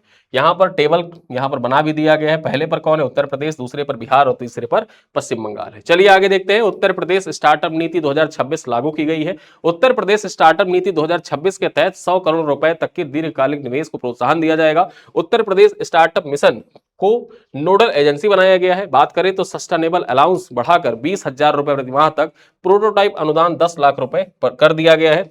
सीड्स फंडिंग, ब्याज सब्सिडी, पेटेंट आपूर्ति एवं मैचिंग ग्रांट जैसी वित्तीय सहायता का भी प्रावधान इसके अंतर्गत किया गया है। तो उत्तर प्रदेश स्टार्टअप नीति 2026 आपके मुख्य परीक्षाओं के लिए, जब आप यूपीपीसीएस की मुख्य परीक्षा देंगे ना, उसमें देखा जाए जीएस पेपर 6 में डायरेक्टली आपसे सवाल पूछा जा सकता है, उत्तर प्रदेश स्टार्टअप नीति के बारे में बताइए। ठीक, सारे पॉइंट्स आपको वहां पर लिखने होंगे। चलिए अब देखते हैं प्रेरणा पार्क के बारे में। कंफ्यूजिंग पॉइंट मैंने अभी कुछ देर पहले प्रेरणा स्थल के बारे में बताया था। प्रेरणा स्थल और प्रेरणा पार्क में अंतर क्या क्या है, आओ वो देख लेते हैं। सबसे महत्वपूर्ण अंतर यहां पर देखा जाए, जो प्रतिमाओं की स्थापना की गई उन्हीं में। यहां पर श्यामा प्रसाद मुखर्जी अटल बिहारी वाजपेयी और अशोक सिंघल, ठीक है, वहां दीनदयाल उपाध्याय थे, यहां पर अशोक सिंघल की प्रतिमा स्थापित की गई है। और जो ये पार्क है, प्रेरणा स्थल कहां पर है? प्रेरणा स्थल है लखनऊ में, जबकि जो प्रेरणा पार्क है ना, ये प्रेरणा पार्क कहां पर है? ये प्रयागराज में है। बात की जाए, मुख्यमंत्री योगी आदित्यनाथ ने प्रयागराज के यमुना तट स्थित प्रेरणा पार्क का उद्घाटन किया। प्रेरणा पार्क में डॉक्टर श्याम प्रसाद मुखर्जी, अटल बिहारी वाजपेयी, अशोक सिंघल की कांस्य प्रतिमाओं का अनावरण किया गया है। प्रयागराज नगर निगम ने इसे लगभग 1 करोड़ रुपए की लागत से विकसित किया है। इसका उद्देश्य युवाओं को राष्ट्र सेवा, सांस्कृतिक राष्ट्रवाद तथा सामाजिक समरसता के आदर्शों के लिए प्रेरित करना है। ठीक है, तो आपको याद रखना है, जो प्रेरणा पार्क है वो कहां पर? प्रयागराज में। प्रेरणा स्थल कहां पर है? लखनऊ में है। प्रेरणा स्थल में देखा जाए तो जो यहां पर अशोक सिंघल की मूर्ति प्रेरणा पार्क में स्थापित की गई है, वहां पर देखा जाए तो दीनदयाल उपाध्याय की प्रतिमा स्थापित की गई है। चलिए आगे देखते हैं। उत्तर प्रदेश में बाल श्रमिक विद्या योजना का विस्तार किया गया। जो बाल श्रमिक विद्या योजना है, यहां पर बात की जाए तो शुरुआत में ये सिर्फ 20 जिलों में संचालित की जा रही थी, अब इसको विस्तृत करके पूरे 75 जिलों में संचालित की जाएगी। बाल श्रमिक विद्या योजना का विस्तार कर इसे प्रदेश के सभी 75 जिलों में लागू किया जाएगा। योजना का उद्देश्य 8 से लेकर 18 आयु वर्ग के कामकाजी बच्चों के विद्यालयों में प्रवेश सुनिश्चित कर आर्थिक सहायता प्रदान करना है। यह योजना पहले केवल 20 जिलों में संचालित की जाती थी। विशेष अभियान चलाकर बाल श्रम उन्मूलन एवं बच्चों की शिक्षा को बढ़ावा भी दिया जाएगा। ठीक है, 8 से 18 वर्ष आयु के जो कामकाजी बच्चे हैं उनको विद्यालयों में प्रवेश सुनिश्चित कराना इसका मुख्य उद्देश्य है। बच्चों की निरंतर शिक्षा हेतु तो आर्थिक सहायता भी प्रदान की जाएगी इस योजना के तहत। साथ ही साथ 75 जिलों में लागू किया जाएगा। चलिए आगे देखते हैं। उत्तर प्रदेश में समर्पित पिछड़ा वर्ग आयोग का गठन किया जाएगा। अब ये जो समर्पित पिछड़ा वर्ग आयोग है, बेसिकली देखा जाए तो पिछले वीडियो मैंने इसको पढ़ाया था, यहां पर किस लिए इसका गठन किया जा रहा है? जो इसका 6 माह के लिए एक कमेटी बनाई जाएगी। 6 माह के लिए कमेटी। लोग कंफ्यूज हो गए थे कि जो पिछड़ा वर्ग आयोग गठित किया जाएगा उसका कार्यकाल 6 माह का होगा। कार्यकाल पिछड़ा वर्ग आयोग का 6 माह का नहीं होगा, जो कमेटी गठित की जाएगी उसका कार्यकाल 6 माह का होगा। ठीक है, उत्तर प्रदेश मंत्रिमंडल ने त्रिस्तरीय पंचायत चुनाव में ओबीसी आरक्षण सुनिश्चित करने हेतु समर्पित पिछड़ा वर्ग आयोग गठित करने की मंजूरी प्रदान की है। ये आयोग में 5 सदस्य होंगे तथा इसकी अध्यक्षता उच्च न्यायालय के सेवानिवृत्त न्यायाधीश के द्वारा की जाएगी। आयोग का कार्यकाल 6 महीने का होगा। बेसिकली देखा जाए यहां पर पिछड़ा वर्ग समिति भी लिख सकते थे, कंफ्यूजन हटाने के लिए कमेटी आप कर सकते हैं इसको। ठीक है, चलिए इसका कार्यकाल 6 माह का होगा। आयोग अनुभवजन्य अध्ययन के आधार पर पंचायतों में पिछड़े वर्गों के आरक्षण का निर्धारण करेगा। चलिए आगे देखते हैं। जलालाबाद का जो नाम है ये परिवर्तित कर दिया गया। इसका नाम क्या होगा? इसका नाम होगा परशुरामपुरी। जलालाबाद का नाम परिवर्तित कर इसे परशुरामपुरी कर दिया गया है। ठीक, यहां पर बात करें उत्तर प्रदेश मंत्रिमंडल ने शाहजहांपुर की जलालाबाद का नाम बदलकर परशुरामपुरी करने का निर्णय जो था इसको मंजूरी प्रदान कर दी है। यह निर्णय केंद्र सरकार के अनापत्ति प्राप्त होने के बाद लिया गया है। जो नगर है भगवान परशुराम की जन्मस्थली माना जाता है तथा लंबे समय से नाम परिवर्तन की मांग की जा रही थी। प्रशासनिक तथा कानूनी प्रक्रिया पूरी होने के बाद सभी सरकारी अभिलेखों में नाम परिवर्तन दर्ज कर दिया जाएगा। आगे बात की जाए डिजी रोवर के बारे में। डिजी रोवर विशेष भू पैमाइश अभियान 1 जुलाई 2026 को सहारनपुर से डिजी रोवर विशेष भू पैमाइश अभियान शुरू किया गया। अभियान 15 अगस्त 2026 तक सभी तहसीलों में संचालित होगा। GNSS तकनीकी यानी कि जो डिजी रोवर तकनीकी है, इसमें डिजिटल भूमि सर्वेक्षण तथा सीमांकन किया जाएगा। इसका उद्देश्य लंबित भूमि विवाद का पारदर्शी तथा त्वरित निस्तारण करना है। आपको याद ये रखना है कि डिजी रोवर GNSS विशेष भू पैमाइश अभियान की शुरुआत कहां से हुई थी? शुरुआत सहारनपुर से। किसके द्वारा शुरू किया गया? तो उद्घाटन इसका देखा जाए उत्तर प्रदेश के मुख्यमंत्री योगी आदित्यनाथ के द्वारा किया गया और 1 जुलाई 2026 से यह प्रारंभ हुआ था। चलिए आगे देखते हैं। श्री राम जन्मभूमि तीर्थ क्षेत्र न्यास में प्रशासनिक फेरबदल हुआ है। बात की जाए तो चंपत राय और अनिल मिश्रा को श्री राम जन्मभूमि तीर्थ क्षेत्र न्यास से हटाया गया है। कृष्ण मोहन को नया अंतरिम महासचिव नियुक्त किया गया है। मंदिर प्रबंधन के लिए मुख्य कार्यकारी अधिकारी नियुक्त करने के लिए 3 सदस्यीय कमेटी भी गठित की गई है। ठीक है, यहां पर देखा जाए चढ़ावा हेराफेरी प्रकरण के लिए SIT जांच प्रारंभिक स्तर पर की गई है। 70 चोरी की घटनाओं के प्रमाण भी मिले थे। ऐसे जो SIT थी उसको प्रारंभिक जांच में 70 चोरी की घटनाओं के प्रमाण भी मिले। चलिए आगे देखते हैं। सोलर रूफटॉप संयंत्र की स्थापना में उत्तर प्रदेश का पूरे भारत में पहला स्थान है। ठीक है, पहला स्थान है। बात की जाए तो प्रधानमंत्री सूर्य घर मुफ्त बिजली योजना के तहत उत्तर प्रदेश सोलर रूफटॉप स्थापना में देश में पहले स्थान पर है। राज्य में 6.2 लाख से अधिक घरों में सोलर संयंत्र स्थापित किए जा चुके हैं। यह देश की कुल संस्थापनों का लगभग 17% है। यहां पर बात करें 11.27 लाख परिवारों का लक्ष्य का 50% से अधिक प्राप्त किया जा चुका है। यानी कि जो 11.27 लाख परिवारों का लक्ष्य था उसके 50% से ज्यादा अभी तक प्राप्त किया जा चुका है। टोटल कितने 6.2 लाख से अधिक सोलर रूफटॉप संयंत्र उत्तर प्रदेश में स्थापित किए जा चुके हैं। चलिए आगे देखते हैं। उत्तर प्रदेश सरकार ने गंगा परियोजना शुरू की है। ये जो गंगा परियोजना है, बेसिकली मैंने आपको अभी शुरू में बताया था कि इसकी घोषणा की गई है कि गंगा परियोजना शुरू की जाए, मतलब शुरुआत की जाएगी, उसकी घोषणा की गई थी और जुलाई में देखा जाए इसकी शुरुआत भी कर दी गई। गंगा परियोजना का उद्देश्य ग्रामीण क्षेत्रों में डिजिटल कनेक्टिविटी का विस्तार करना है। 8,000 डिजिटल उद्यमी तैयार करना इसका मुख्य लक्ष्य रखा गया है। यहां पर देखा जाए परियोजना डिजिटल शिक्षा, टेलीमेडिसिन, ई गवर्नेंस तथा कौशल विकास को बढ़ावा देगा और जो इस योजना के तहत चयनित युवा है ना, उनको 5 लाख रुपए तक का ब्याज मुक्त ऋण भी प्रदान किया जाएगा, ठीक है, जिससे स्वरोजगार कर सके। आगे बात करें, महोबा में जरकोनियम का विशाल भंडार मिला है। यहां पर बात की जाए, महोबा में जरकोनियम का विशाल भंडार खोजा गया है। इसके साथ ही साथ उत्तर प्रदेश जरकोनियम खनन करने वाला देश का चौथा राज्य बन गया है। उत्तर प्रदेश जरकोनियम की खोज करने वाला चौथा राज्य बन गया है। यहां पर देखा जाए तो जरकोनियम का उपयोग परमाणु ऊर्जा, एरोस्पेस तथा रक्षा क्षेत्र में किया जाता है। जरकोनियम जो है यह धातु उच्च ताप एवं संक्षारण प्रतिरोधी, यानी कि संक्षारण का मतलब क्या होता है, इसका मतलब होता है जंग, ठीक है, जंग रोधी आप इसको कह सकते हैं। संक्षारण प्रतिरोधी का मतलब होता है जंग रोधी धातु है, ठीक। तो एक प्रकार का देखा जाए जरकोनियम कि खनन में उत्तर प्रदेश चौथा राज्य बन गया है। कहां से खोज की गई है, तो महोबा से खोज की गई है। चलिए आगे देखते हैं। देश की पहली एयरशेड आधारित स्वच्छ वायु प्रबंधन परियोजना कहां पर शुरू की गई है, उत्तर प्रदेश में शुरू की गई। यहां पर देखा जाए विश्व बैंक के सहयोग से 2,741 करोड़ रुपए की लागत से एयरशेड आधारित उत्तर प्रदेश स्वच्छ वायु प्रबंधन परियोजना शुरू की गई है। इसका मुख्य उद्देश्य वायु प्रदूषण का नियंत्रण करना, क्षेत्रीय वायु गुणवत्ता का प्रबंधन को सुदृढ़ करना है। बात करें तो कार्यक्रम में वेटलैंड पोर्टल एवं एक पेड़ मां के नाम अभियान का भी शुभारंभ किया गया तथा यहां पर देखो सुरहाताल 100वां रामसर स्थल बन गया है। सुरहाताल जो है यह 100वां रामसर स्थल है। कहां पर है सुरहाताल, बलिया में है। अभी मैंने आपसे प्रश्न भी पूछा लेकिन फिर इसका उत्तर भी दे रहा हूं, बलिया में अवस्थित है। ये 100वां रामसर स्थल है भारत का। अगर हम यूपी की बात कर ले तो ये यूपी का 13वां रामसर स्थल है, ठीक है। चलिए आगे देखते हैं। लखनऊ के ITI में बनेगा प्रदेश का पहला प्लेसमेंट भवन। यहां पर देखा जाए प्रदेश का पहला, उत्तर प्रदेश का पहला प्लेसमेंट भवन कहां पर बनाया जाएगा, ये लखनऊ के ITI में बनाया जाएगा। मुख्य बिंदु देख लेते हैं, अलीगंज राजकीय ITI लखनऊ में लगभग 10 करोड़ रुपए की लागत से पहला प्लेसमेंट भवन बनाया जाएगा। भवन में साक्षात्कार कक्ष, विदेशी भाषा प्रशिक्षण एवं रोजगार सुविधाएं उपलब्ध कराई जाएंगी। देखा जाए तो यह युवाओं को कौशल विकास तथा रोजगार एक ही स्थान पर उपलब्ध कराया जाएगा।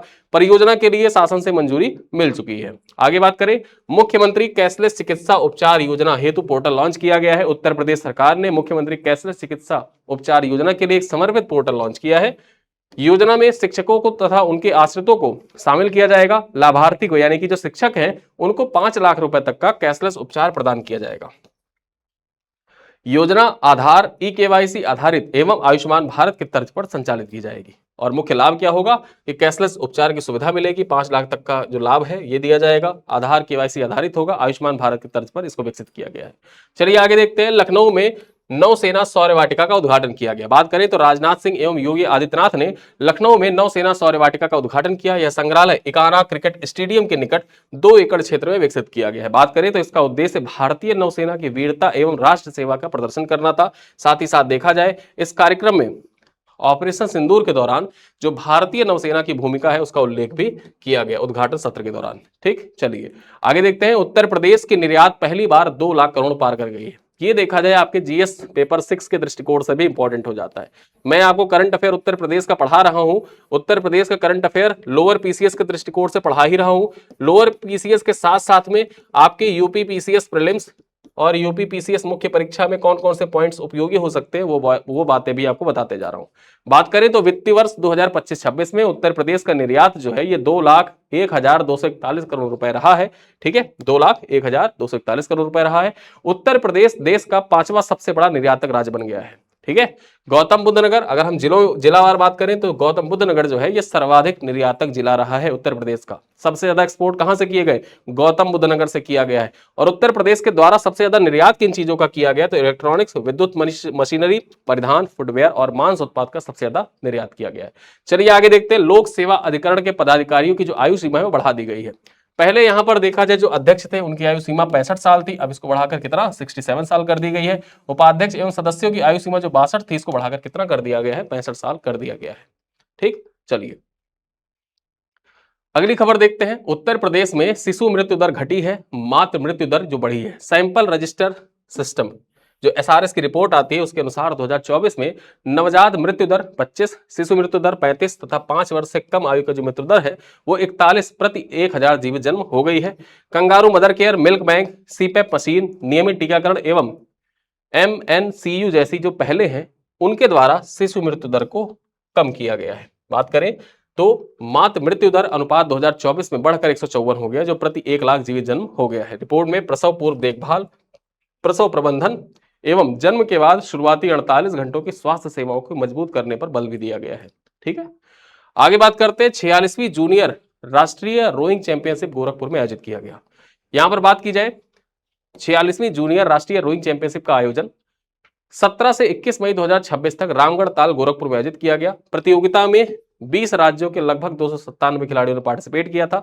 समापन समारोह में मुख्यमंत्री योगी आदित्यनाथ मुख्य अतिथि रहे।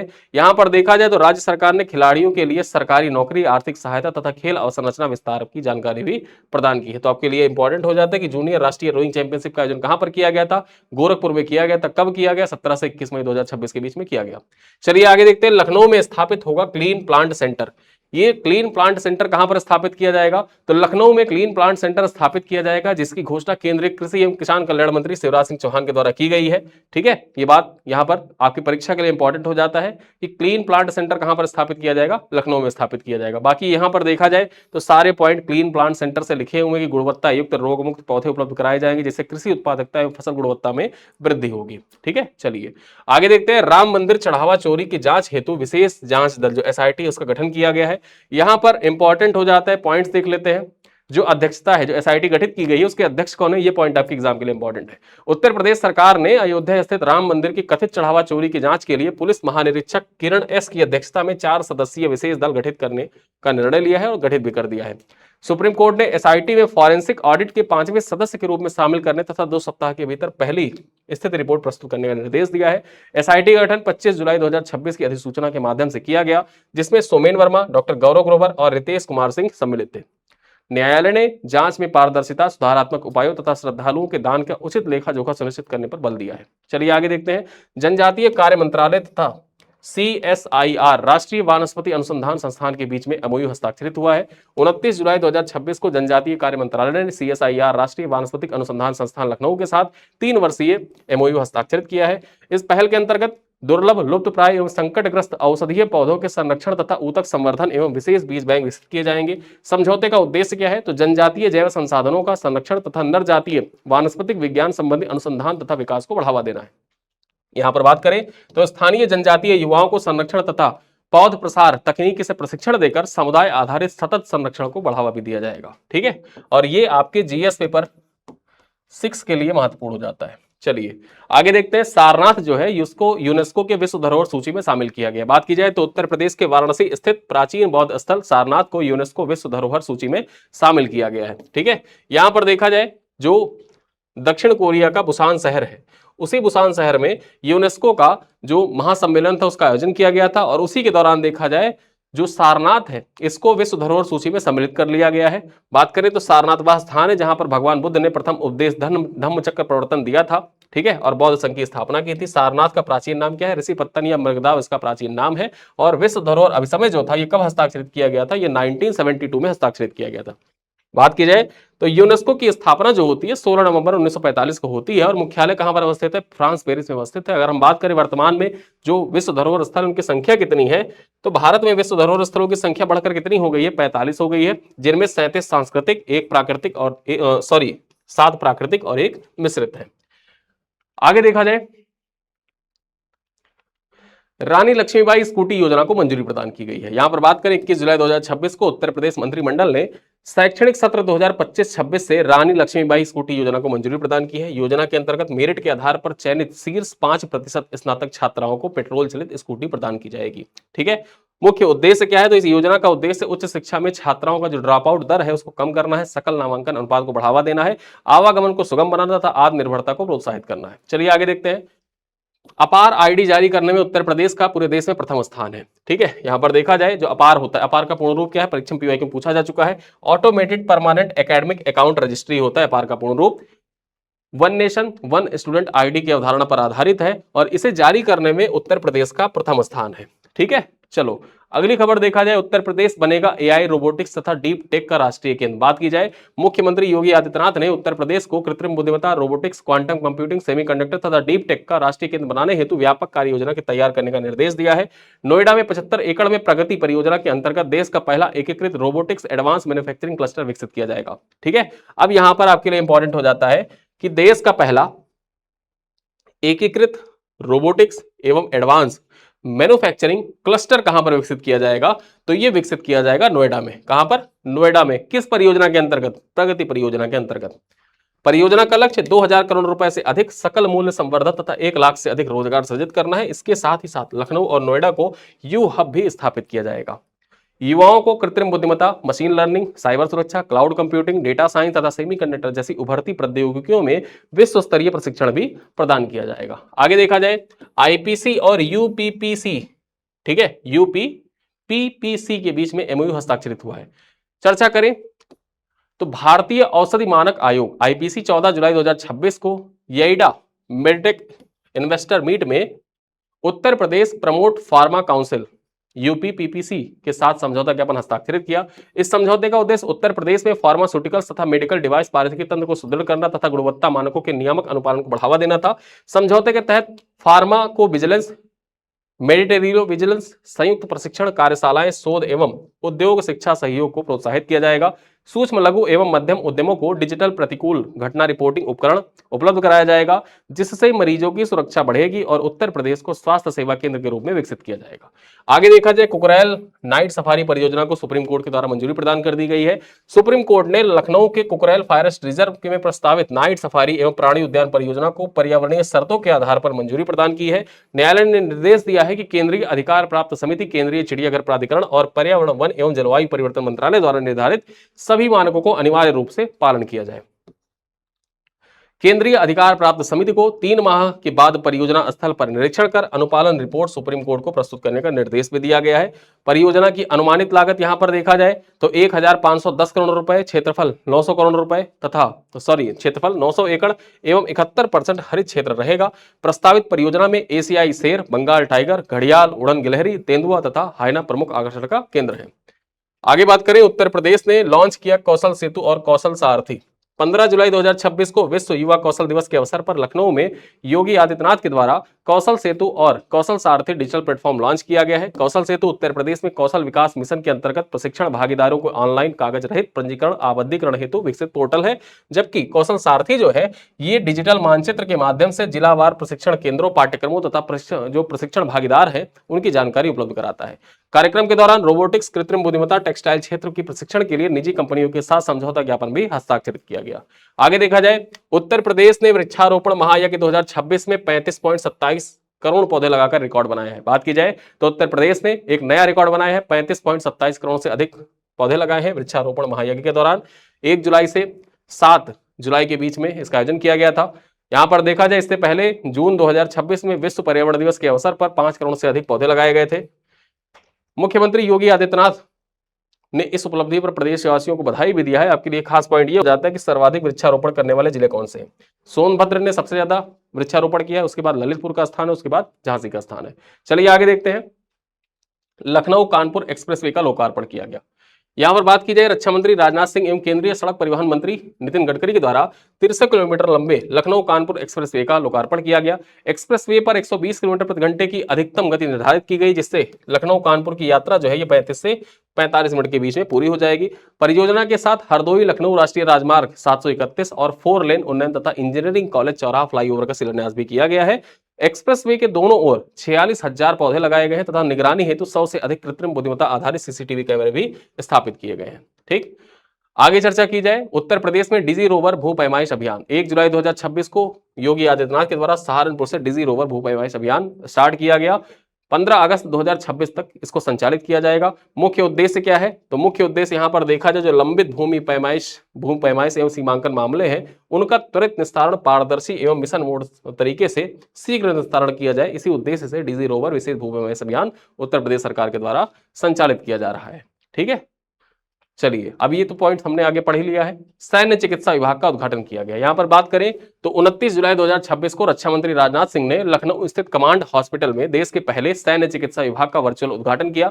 यह विभाग सशस्त्र बल चिकित्सा सेवा के लिए अनुसंधान प्रशिक्षण सेंटर फॉर एक्सीलेंस के रूप में कार्य करेगा तथा युद्ध क्षेत्र चिकित्सा, CBRNE प्रतिक्रिया तथा आपदा चिकित्सा के क्षेत्र पर केंद्रित होगा।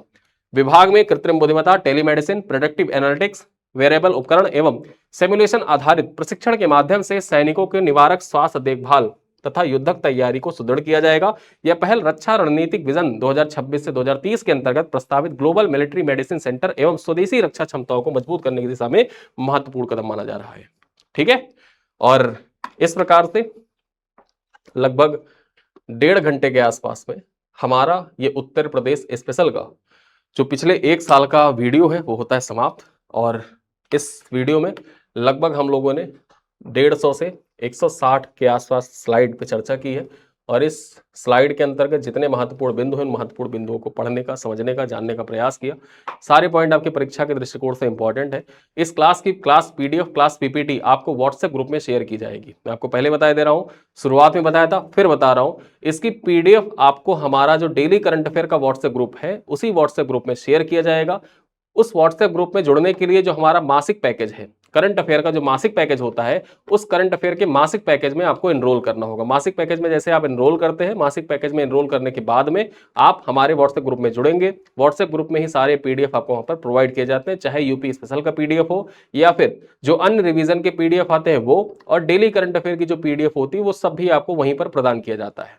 ठीक है, तो आपको एक बार हमारे मासिक पैकेज में एनरोल होना है और उसके बाद में सारी PDF आपको वहां पर लगातार मिलती रहेंगी। टेस्ट डेली करंट अफेयर का जो होता है वो भी आप दे सकते हैं। महीने के एंड में कंपाइल PDF आपको मिलता है, वो भी सब वहीं पर मिलता है। सारी चीजें आपको इसी मासिक पैकेज के अंतर्गत मिलती है। ठीक है, तो इन्हीं सब बातों के साथ इस वीडियो को हम लोग करेंगे समाप्त। वीडियो कैसा लगा आप लोग बताइएगा जरूर, और कमेंट बॉक्स में एक चीज आपको जरूर से लिखनी होती है। जब आपका वीडियो कंप्लीट होता है, समझिए ये यूपी स्पेशल का आपका टास्क था, एक आपको टास्क कंप्लीट करना था उत्तर प्रदेश स्पेशल का। अब उत्तर प्रदेश के स्पेशल का जो टास्क था, उस टास्क को कंप्लीट करने के साथ में वीडियो के एंड में आप जरूर लिखिएगा यूपी डन, यानी कि उत्तर प्रदेश स्पेशल जो था लोअर PCS के लिए आपने कंप्लीट कर लिया। ठीक है, तो लोअर PCS के लिए जो आप लोगों की बहुत डिमांड थी कि 1 साल का करंट अफेयर कंप्लीट कर दिया जाए यूपी स्पेशल का, उसको हम लोग इस वीडियो में करते हैं समाप्त। और इसके बाद में देखा जाए, हम लोग प्रयास करेंगे कि साइंस एंड टेक्नोलॉजी से रिलेटेड जो महत्वपूर्ण करंट अफेयर है पिछले 1 साल के जो मैंने आपको पढ़ाए हैं उनको भी कंप्लीट किया जाए। एनवायरमेंट से रिलेटेड जो करंट अफेयर उनको भी कंप्लीट कर दिया जाए। ठीक है, तो इस वीडियो में फिलहाल इतना ही। मिलते हैं अगली वीडियो में, तब तक के लिए धन्यवाद।